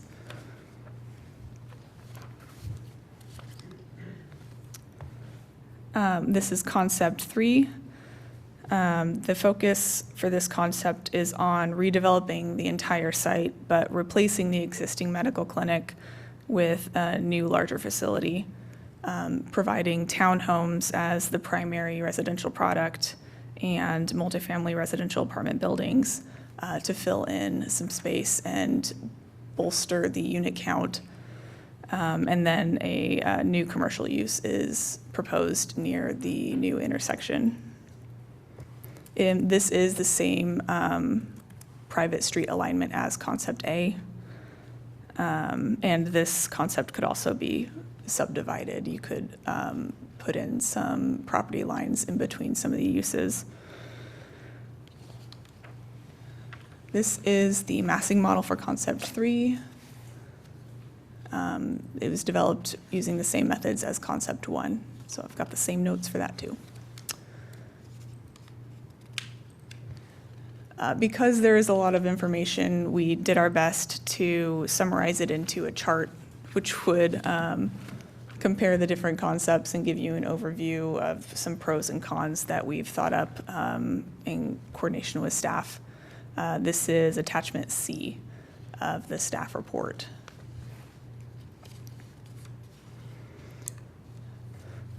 And as part of this project, as a reminder, this isn't a development proposal. This is a concept plan that could be used if you choose to, market the property to developers. It could be used in a number of ways, but it's really meant to give ideas for development and land use generally for the site. So that's why our buildings are very simple. We're not proposing, an architectural design or anything. This is just a conceptual overview with some ideas for the site that we'd appreciate some feedback on. Could I ask a quick question, Mr. Mayor? Who owns the property? Yeah, it's a good question. And that kind of leads into, why are we doing this?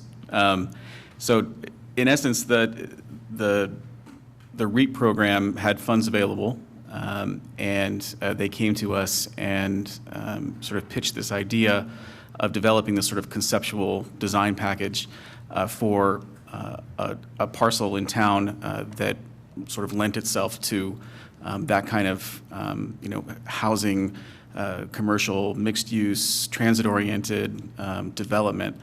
And they asked for our feedback on, sort of what parcels we thought might work. And the first one that jumped out at us was this Condor Trucking parcel.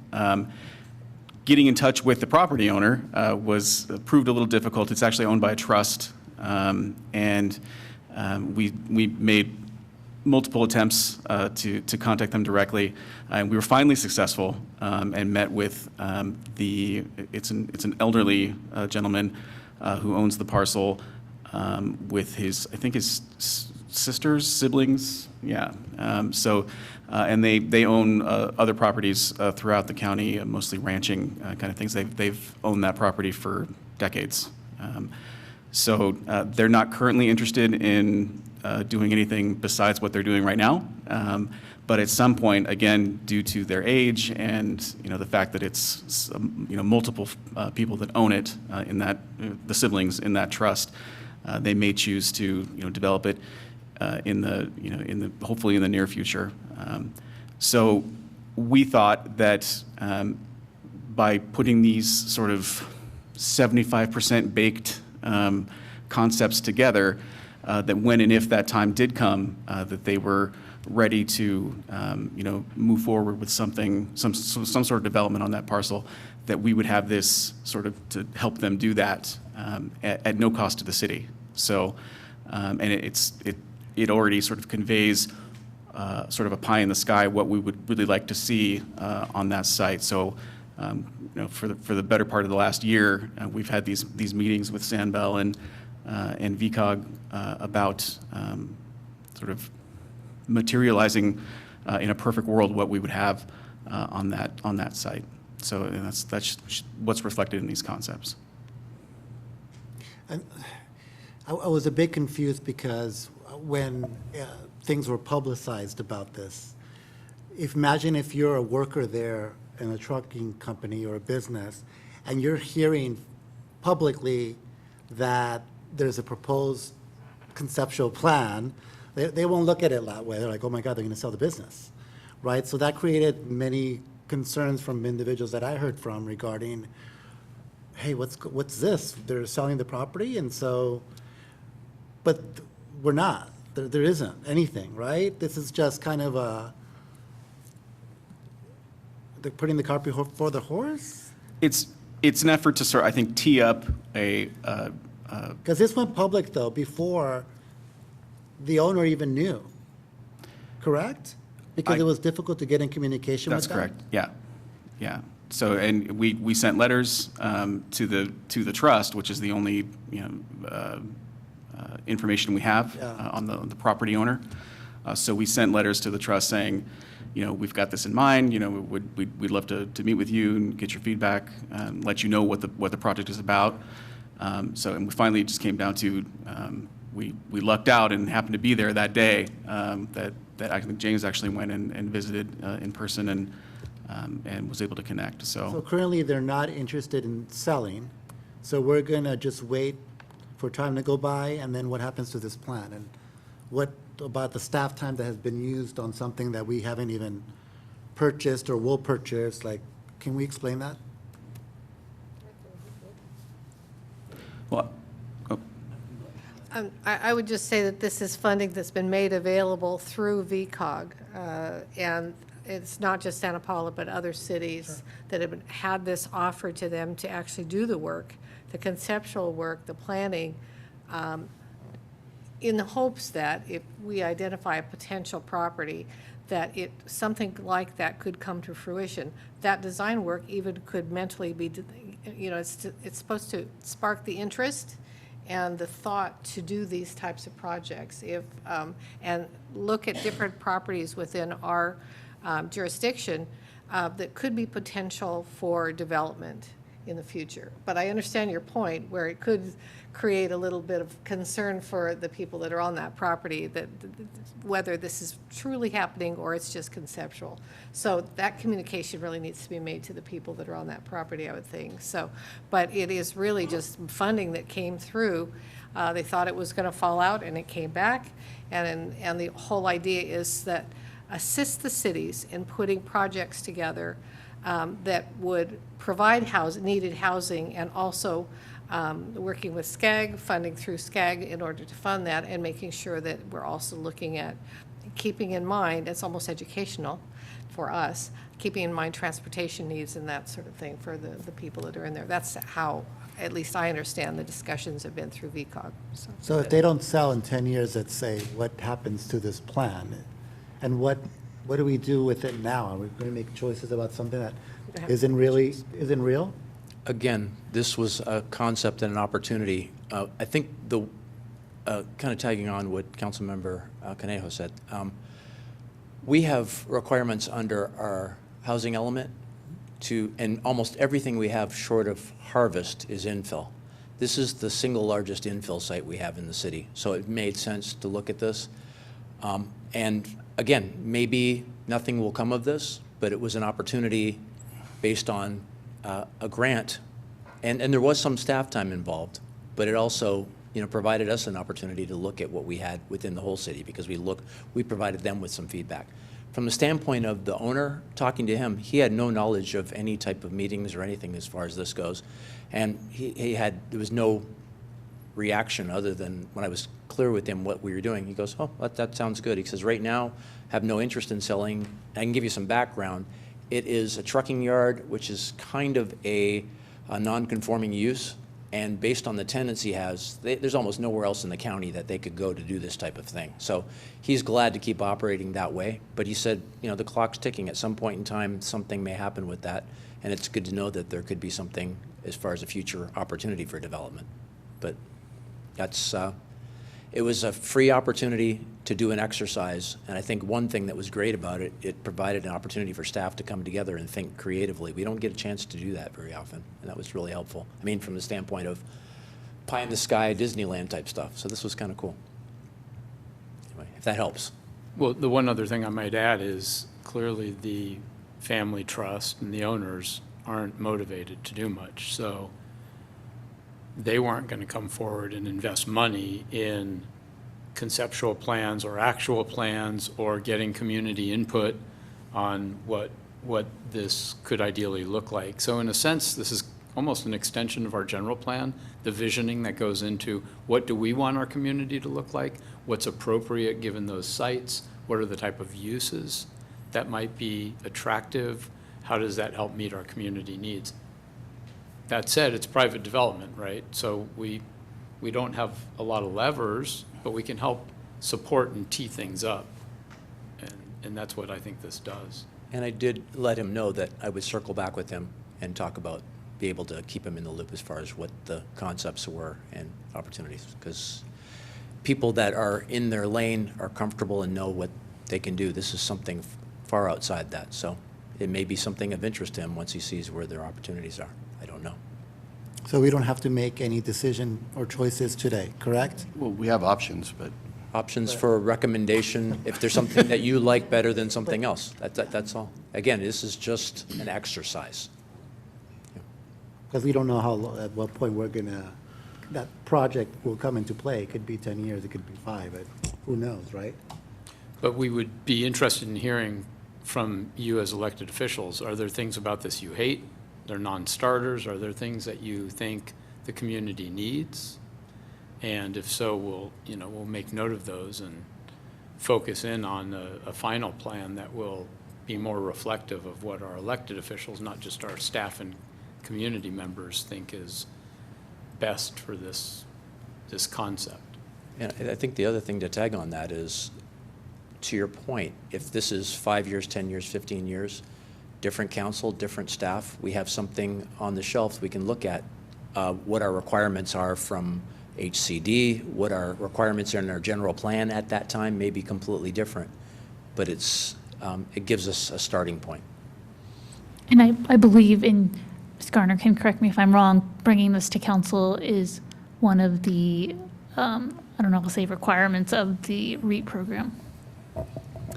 Yes, it is, and we do need some direction, so that's why we've outlined these options. So you could tell me that you love one plan over the others, and that would satisfy VCOG's requirement. Or you could take any of these options or create your own idea. Honestly, it's really open, but I do need some sort of action item. Councilmember Cornell? Being a little conflicted on this because of the importance of adding housing, but our strategic plan has the priority for economic development as number one. I'm looking at properties and thinking what would be the maximum use for potential tax revenue as well. So certainly, I would think that a property that's the largest available around, that we would be encouraging businesses also to include commercial so that we've got that revenue coming in. So, so that is a big conflict that we have because this program is more focused on, but it is a mix. I do see that there's commercial there as well. But I just think that sometimes, you know, when we're talking about Rite Aid and thinking what might go there, you know, we really need to be looking at things that encouraging businesses that come in to bring tax revenues to the city as well. So that's the concern that I have. That being said, if an owner wants to make more money on housing and we need housing, that creates workforce, which also creates jobs and a potential for employers to come to this region as well. So, but I just would never want to leave out that part of an emphasis on commercial and potential tax revenue, so. Thank you, Councilmember Cano. So we're tasked right now, the staff recommendation is that we review and discuss the IRAP and select one option or a combination of options from the list provided. If you look at concept 1, 2, and 3, they all have benefits, but it just depends on where you go with it, right? The one that jumps out at me, of course, besides economic development and housing, is new medical, because we're faced right now with not having a hospital. You know, will this be an opportune location for the county that's giving us a bunch of trouble down here at Hollick 126, and maybe consider this? I mean, it's certainly something to consider. I don't know that, at least from my perspective, I don't know if I'm ready to select one. They all have benefits. I mean, you've done a lot of work. You've had input from the community. Maybe it's time to explore each one and enhance them a little bit, you know, so that there are 3 viable options for the future depending on what happens. Do we need more housing? Do we need more economic development? Or do we need a hospital? Or even, you know, moving the location that's already there, the facility on Main Street? Those are just my thoughts, and I hand it off to the other council members for input, because we have to give you some kind of direction, whatever that might be. Just real quick, the site itself, are there any environmental studies that have to be done in terms of the land? I'm sure there would be. Since it's going to be Director converted Mason? to housing, and is that going to become a factor down the road? What do we? Yeah, Director Mason.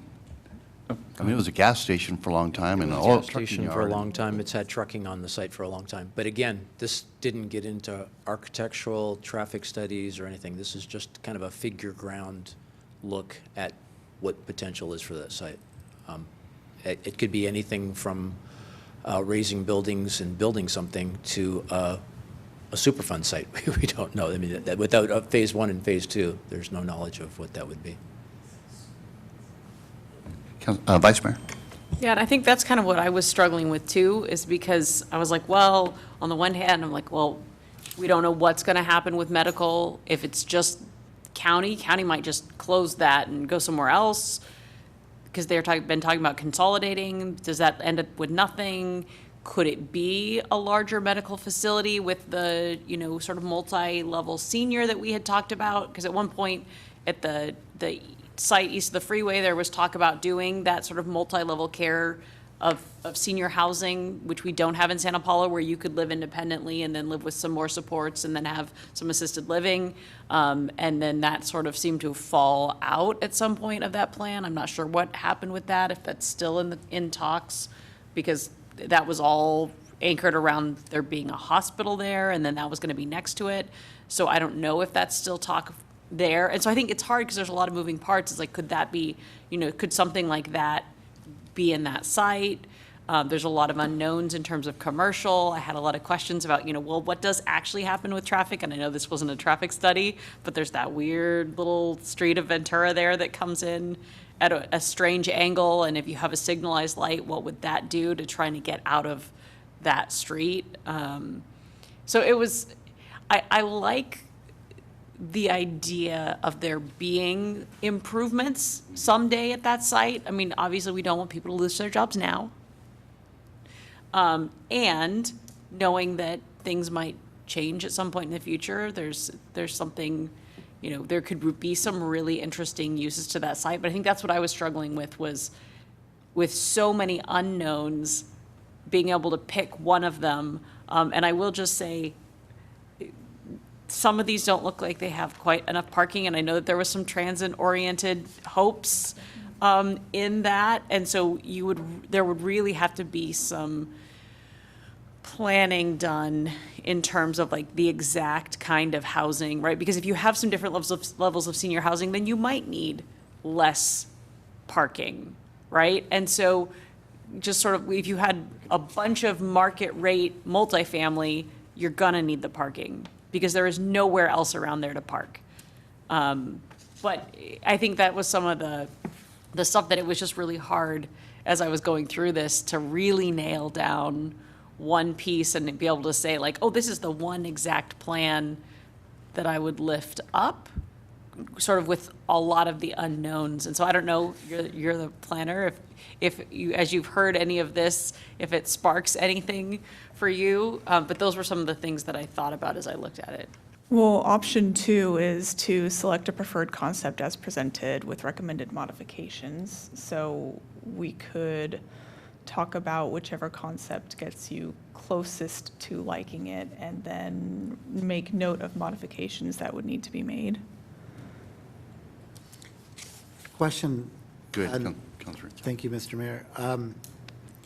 If we decide on one of these 3 options, it's not binding, right?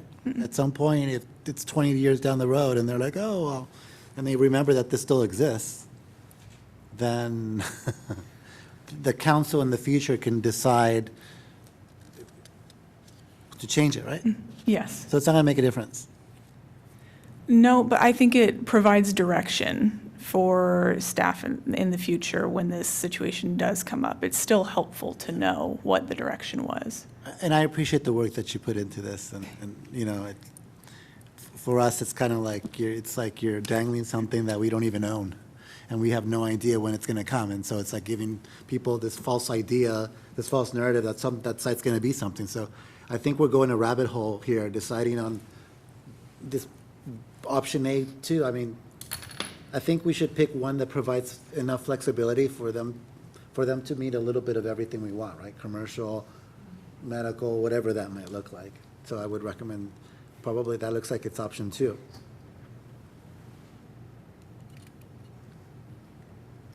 Well, I was looking at 1 only because it provides more commercial.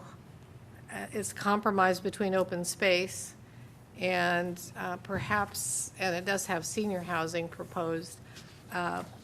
It seems like a pretty dense in dwellings, though. So, you know, I in trying to compromise with them all, I would kind of like concept 1, but with maybe not as many dwellings, just for parking issues and density. But I like the larger, the more open space and more commercial as well. So I just think for quality of life and tax revenue, that there's maybe some potential there for that. I'll back you up And if you make a motion. Okay, and this, again, referring to Vice Mayor, we would all throw it all out if we needed a place for medical facilities because we're in such great need. facility will be Right, great. but anyway, so that, I would make that as a motion. Well- Those would be my modifications, so. Okay, so you're making a motion? Sure, unless For if which you're ready item? for the Option 1. one with those modifications of reducing somewhat the level of dwellings so that it's not overdense and we'd address that potential parking problem. I do a second. All right, so it's been moved by Councilmember McNeil, seconded by Councilmember Chavez. Now we're in discussion. I like number 3. So just to throw that in there. But anyway, just only because of the medical.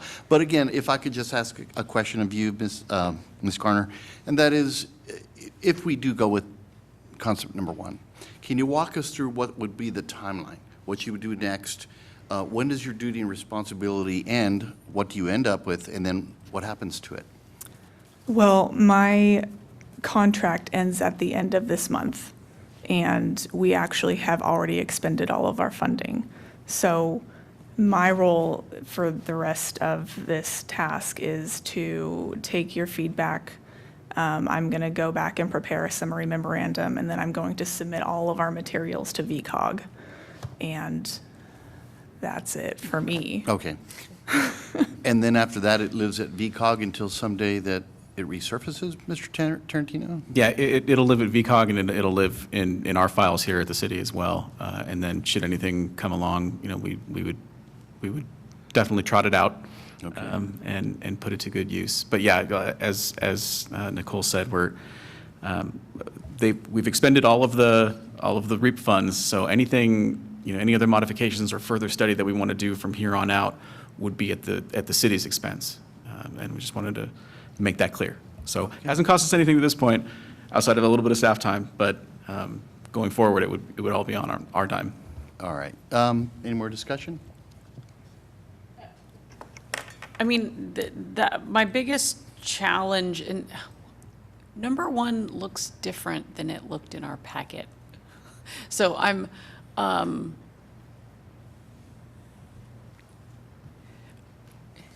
think the big thing, the challenge that I had with number one as it appeared in the packet was just that it seemed very much underparked with the staff report's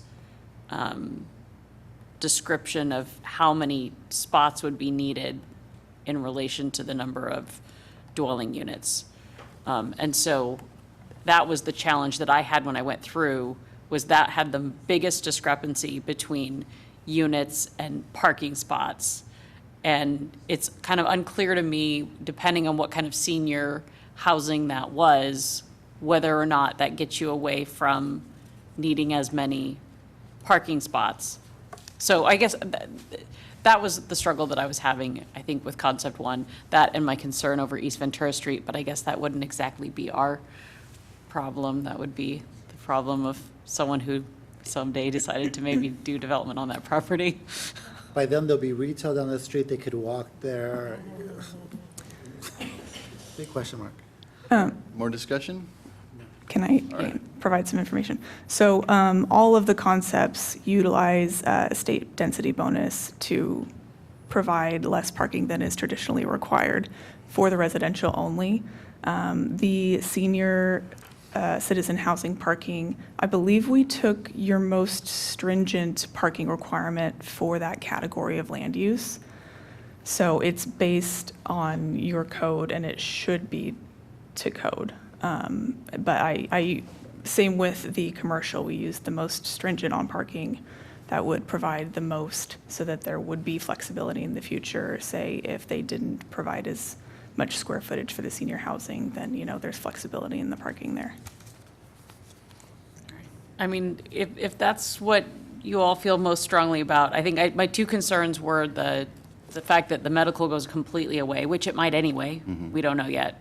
And then the third one was 24 parking spots short, and the first one was 57 parking spots short. And so that was just what I was struggling with a little bit on the designs as they were, but I think that would be my hope would be that they could find a little bit more parking, because I know that there was one, again, depending on what the actual mix of parking ended up being, because at the home conference a couple of years ago, I was talking with a developer and they're like, yeah, I can technically do state density bonus, and if I'm in LA County, that's fine.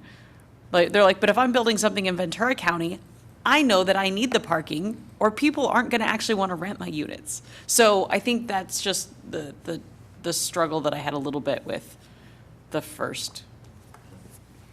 Just to follow up on that with the same concerns, I would just maybe recommend fewer dwellings, actual units, not drastically in half, but fewer, just because we always have a parking problem. And that's just always an issue, and that's what we hear most about from our residents. So, and then the commercial could flip to medical if needed as well. So if we needed that space, and you'd already have the senior housing in mind for that. So, so I think, honestly, taking that into consideration with my motion, so.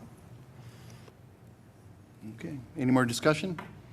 Okay, I'll repeat that it was moved and seconded to go with concept one, which is senior and multifamily housing with commercial and through street, approximately 138 units with 8,250 square feet of commercial retail, resulting in a density of 22 dwelling units per acre. And the next steps, according to... Hold on, she modified that, though. I modified it with a reduction. I didn't go to specific units, but Okay. recommending fewer units than that. So. Okay. To offset some of the parking. Okay, and that's with the amendment offered by Councilmember Cornejo. And the next steps, according to Ms. Garner, is that now, because your funding is over, you will write this up in a document presented to VCOG, and that's where it will exist until it's needed? Yes. Okay. All right, so there's a motion. Any more discussion? All in favor, please say aye. Aye. Aye. Anyone opposed? All right, thank you. The motion And I carries. assume we will also keep a copy here. That's correct, yes, we will. All right, thank you, Mr. Tarantino, and thank you, Ms. Garner, for your time. Appreciate all the work on this. Yes. Okay, we're going to move on to 11B, which is, did anybody need a break or anything? No. Okay, we're going to go on to item 11B, Artificial Intelligence Policy, and this is presented by our AmeriCorps fellow, Nicole Aspera.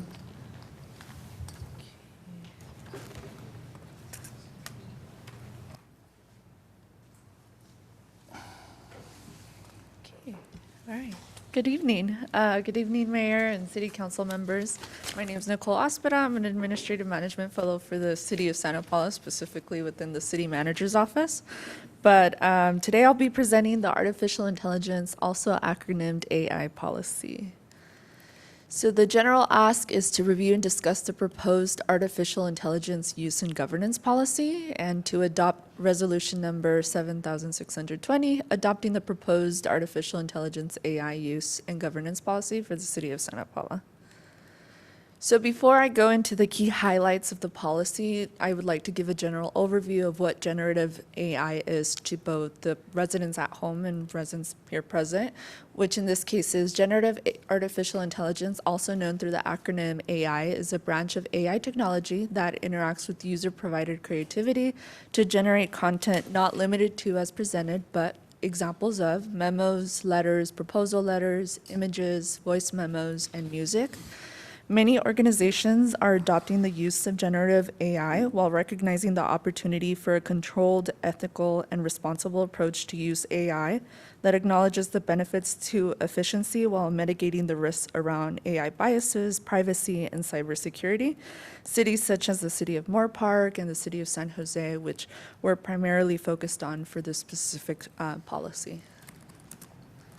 So now some of the key policy highlights, I really divided it into what is permitted uses and prohibited high-risk uses. Beginning with permitted uses is anything from drafting emails, reports, translations, social media, and presentations, as well as research, public engagement analysis. So this may be something like surveys, questions, and emergency preparedness support. On the other hand, prohibited high-risk uses include fully automated permitting, hiring, code enforcement, and public safety decisions, as well as uploading confidential information into non-approved AI tools and AI-generated impersonation or deceptive content.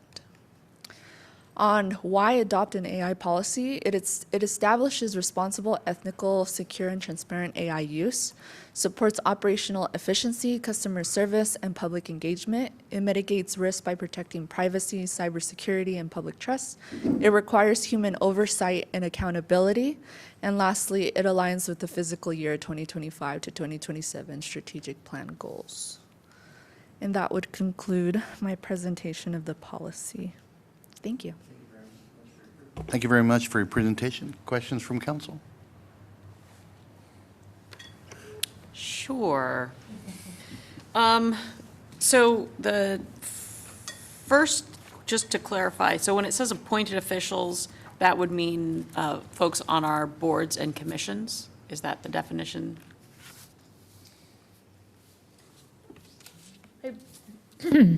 So officials would encompass appointed and Well, it said elected. officials and appointed, what did it say? It said elected and appointed officials. So appointed officials would mean our boards and commissions. Correct. So were we to adopt this, we would want to make sure that they all also received a copy, I guess was my point, because they're not necessarily watching the meeting tonight, although they might all be at home watching.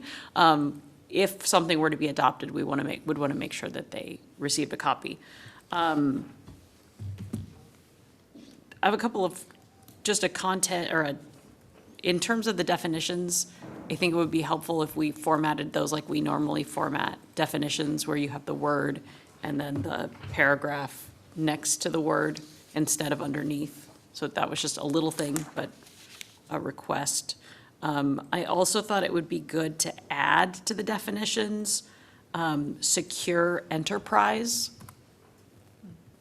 Because it's eventually in the document, you figure out what that means. But because this is a new thing, I think it would be helpful to really define what we would mean by that. Let's see, I had a question on, for the attorney, I think.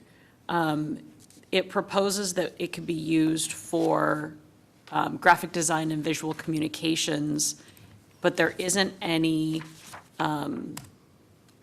input on like where those images could come from. So do we have any concerns in terms of copyright infringement? And I know that that's an area of law that's still emerging, but I didn't know if we needed to say something in here like, and only using open source or images that we had the rights to for input, or if that was something that we needed legally to put in there. Because I don't, if you just put in to an AI tool and said, get me a picture of a packing house, well, what if it pulls an image that is someone's intellectual property and you get sued? I just wasn't sure, since that's something that's emerging, if we needed to kind of put some parameters on that at this point to get out in front of that while that area of law develops. Yeah, correct. I'm not familiar with the area of law in terms of what is permitted under like generative AI, what images or intellectual property is being pulled, but I know, we're all aware that it's unregulated right now. So we could put in the policy something to the effect of, staff shall make efforts not to use known copyrighted materials. Yeah, because I know if you're doing graphics yourself, you have to play by those rules. And so just as AI is evolving, it just seems like we should exercise a little bit of caution. Or users shall make efforts Yeah. to avoid using copyrighted or protected material. And then I also had a question on, under data, there's different terms that are used sort of throughout the document. But like in the beginning, it defined users. So shouldn't it sort of be consistent on using the term users? There's some places where it switches over to staff, but at the beginning it said it applied to all users. And so I would think that we should probably make sure, especially in section 8, it completely reverts to using staff.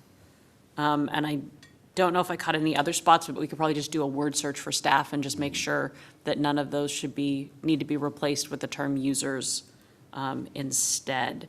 And then this sort of conceptualizes that there would be potentially someday a secured, like I know, City Attorney, you said that you all have a secured place in your system. It's sort of, it says that there would be users. Do we know, and I don't know if we do or not, but if we had one of those someday, would it just be, who would have, I guess a question that would come up would be who would have access to that? Would council members or appointed officials have access to use that tool, and what would that look like? Can we touch on that a little further? Because ChatGPT, OpenAI, what existing tool, AI tool, does the city use? And if we're creating a policy, are we going to provide access for people to use those tools? Or they could have their own? I think it gets a little muddy. Well, but part of what this policy says is that there's certain information that cannot be uploaded into those open source formats. And so it conceptualizes of if you are working with certain information, then it would have to be on a secured source, or you can't use the AI tool. But who ultimately is providing the tool? Because if the city is stating a policy regarding the use of OpenAI, for instance, then you must have an account that belongs and is a proprietary of the city, not the individual. Can you explain whose ChatGPT or AI So- tool you're using currently? At this point in time, the city has not secured any AI services, but we've been exploring quite a few. And what we recognize is we needed to start with a policy before we were to secure any of that. So there may be individuals within the organization that are either paying personally to have their own accounts or are using the open source and free tools available. But the city is not yet paying any, software provider for AI. So that gets a little complicated, because if you're asking someone to do work and use this tool, then you need to provide them access to that tool and not expect them to go online and use the software for free or pay on their own. The expectation is if we were to secure either a closed network or a service for our employees, that we would give them training, give them access, possibly provide the council with that access. It could be a public tool. For example, right now, our website has a search engine, but we could have an interactive assist, which is an AI-generated software that would allow a customer to go to our website and do much more than just a search engine. They could, for example, interact and ask, how do I get a business license? And where would I find that? And can I pay by credit card? And how much would it cost for my type of business? And they would get answers that our search engine wouldn't provide. So we're exploring a lot of the tools that AI can offer, but at this point, we haven't done that. I think we should narrow it down to potentially the usage by certain departments or department-level leadership or their designee, however you want to do that, so that we kind of test out the waters first. Maybe have an initial account that has multiple users, because most of the marketing communications comes from the city manager's office. I would see that would be an initial first step in testing the use of this technology. I'm sure it's being used now. Right. But we got to kind of refine that. And then I think the city should be paying for that licensee so that it's used, so it's not put on a personal Right. employees making the decision that, I want to go and buy my subscription. I We wouldn't wanna do put that- anticipate that. And like I said, we've researched, and we've actually done some piloting within some departments. Okay. Councilmember Cornell? Yeah, a couple of things. One is actually just the concern that it's very easy to use, and there's some just absolutely wonderful things that you see on social media that are created through AI. I mean, it's just awesome that you can use for marketing. You see them in campaigns, all of that. So we can even market our own city by using some of those techniques. But we also need to control the message. And as we learned at a seminar at the League conference, this last conference that we went to, AI, if it doesn't have the answer, will hallucinate, that's the term they use, and invent an answer. So we just have to be really careful and maybe embellish the verbiage on this about verification of facts before we put something out under the city's name, because just because it came in on AI on the research doesn't mean it's true. And so we always have, and it does mention oversight, but I would just like to maybe embellish that paragraph a little bit more about, because of the dangers of the fact that AI actually can fill in spaces that it doesn't have. It looks for even legal cases that don't exist and that sort of thing thrown in. So we need to be really careful with the oversight of the product that comes out. And I know already, just about everybody uses AI already. And I think even some of our press releases have already been generated through ChatGPT or similar, and it's common practice. So I'm really glad that we're having a policy so we can watch this and monitor that and advise people how to take care of it and protect ourselves at the same time, because it's a wonder and it's a danger all at once. And but I do think that we need to really address, and I'll find the paragraph unless you can find it, where it talks about oversight, but I just think because of the fact that the information isn't automatically verifiable, that we have to have that extra oversight. Thank you. So some of that is outlined in Section 10, employee responsibilities. Some of it's also in the guiding principles. So are you suggesting maybe the guiding principles be strengthened? Right. I just think just maybe throw in some of the dangers of what could happen or the reasons for it. Sometimes, sometimes it's helpful to have a policy that says why. You have to, watch out that, not everything that comes through is factual or can be conflicting.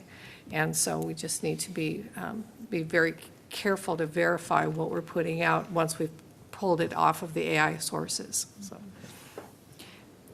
Is there kind of concurrence from the council on that suggestion? Yeah. Is this something that we need to have our employee groups review?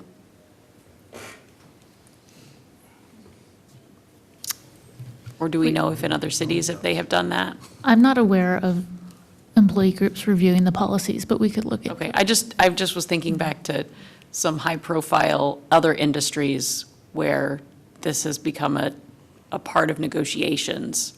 And so I just didn't know if that was something that we needed to think about as we put this together. I think the distinction here is that employees aren't being told that they need to use AI as a tool. They're not expected to do that as part of their job. So this is a policy, a structure to put in place for those that would like to use it, or in the event we secure services for those end users. Okay, I just wanted to ask the question because, I do think that I liked that there was the environmental responsibility piece in here because I do know that that's a big issue.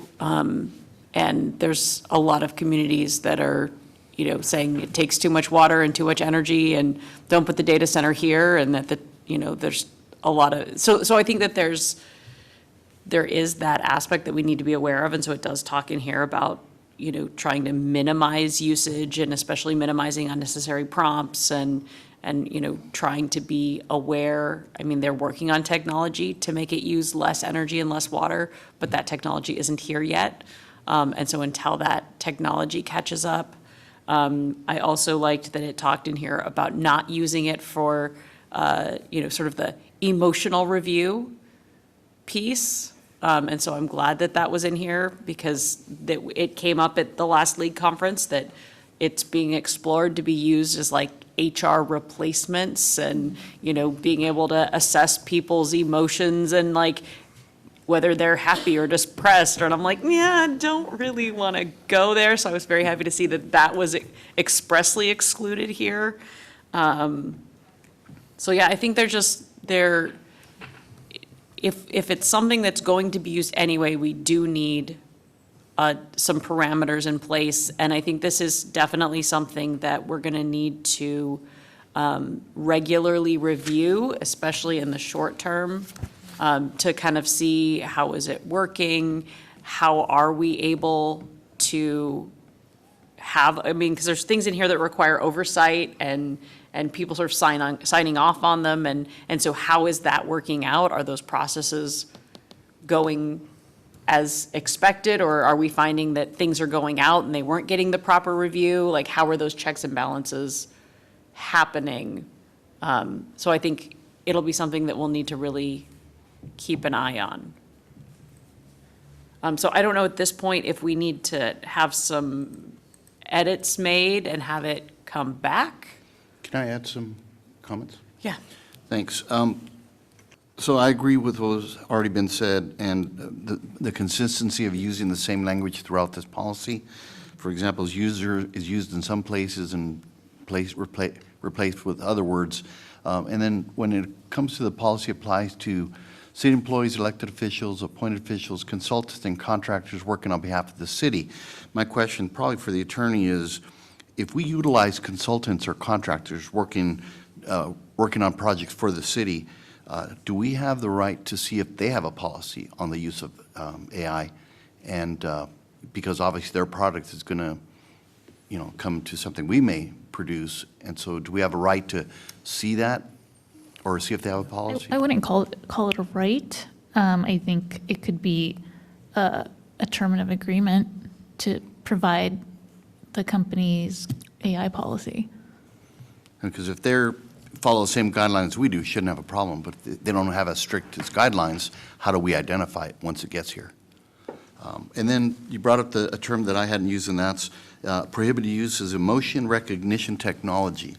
Can you enlighten what you learned about that, or do you know? Well, that's just what I was saying, is that that it's being experimented with to actually read people's emotions, exactly what it says there. So- And that is like my worst nightmare sci-fi movie. So an example of that would be, for instance, on Zoom, when that was one of the examples given by the city of Moore Park, is the expressions that you're giving, the notes will pick it up based on, oh, this individual had this typical reaction when such comment was made. Or for customer services here in finance, for example, it'd be like, this caller, sounded very frustrated and might call frustrated again, is another example on that. Very good. Okay, well, those are my questions, and yes, I agree. I don't think this is a read-ready sign-off. Is it something we want staff to bring back with edits we've suggested? Everybody okay with that? I think you've made enough suggestions. And that are it you might on a- be good for us to clean it up. Yeah. Yeah, are we on a time constraint to get it done? No, our preference would be to get it back to you as soon as possible, just because we are close to securing, some AI software uses. What we're looking at initially has to do with helping staff with public records requests. I don't think this has to be in place right away, but if council's comfortable with the changes in the concept, then we would probably bring it back on consent. Okay. Quick question. Was the technology officer involved in this? Not in the development, but he's had a chance to see it. I don't know if he's reviewed it thoroughly. If you can just look in potential language regarding who uses it, right? So in this case, if it's being used for these examples which you list, right, I think you should know that the technology is being used, right? Because if they're having to create their own login on themselves, then that information is going outside of our control, but it's being used for business purposes. Does that make sense? Mm-hmm. So whenever you use technology and the conducting of your job, then there's a responsibility that goes along with the employers to be able to provide or pay for that access. Yeah, we had some discussions about that this morning. So just to see what's out there in regards to that piece, that'd be helpful. Okay. All right, so I think this is referred back to you, Ms. Ospeda, and may come back in the future a consent calendar item. Everybody okay with that? All right, thank you. We move on. Thank you for your presentation. Thanks. We now move on to item 12A, future agenda items. Mr. Stringer, do we have anything besides what's Just wanted to point out, we will plan a study session for your next meeting. That would be June 17th. And the purpose, as we get closer to the possible water and sewer rate study, we want to be sure that the council's brought up to speed on a lot of the infrastructure needs and the longer-term capital needs of both of our systems. So that's what the purpose of that study session will be. Should be very enlightening. Very good. Is there anything else? Okay, before we adjourn, as I mentioned earlier, I'd like to mention that a longtime member, resident of Santa Paula, Judy Phelps, has passed away on May 20th. She was a designated pilot examiner, an instructor, and a master certified pilot, and also an aerobatic pilot. A member of the Santa Paula Rotary Club, she and her husband, Clay Phelps, own CP Aviation. She leaves behind her daughter, Beverly, and as I mentioned before, she passed away as a result of her battle with cancer. And so we adjourn this evening in her memory. And at this time, we adjourn.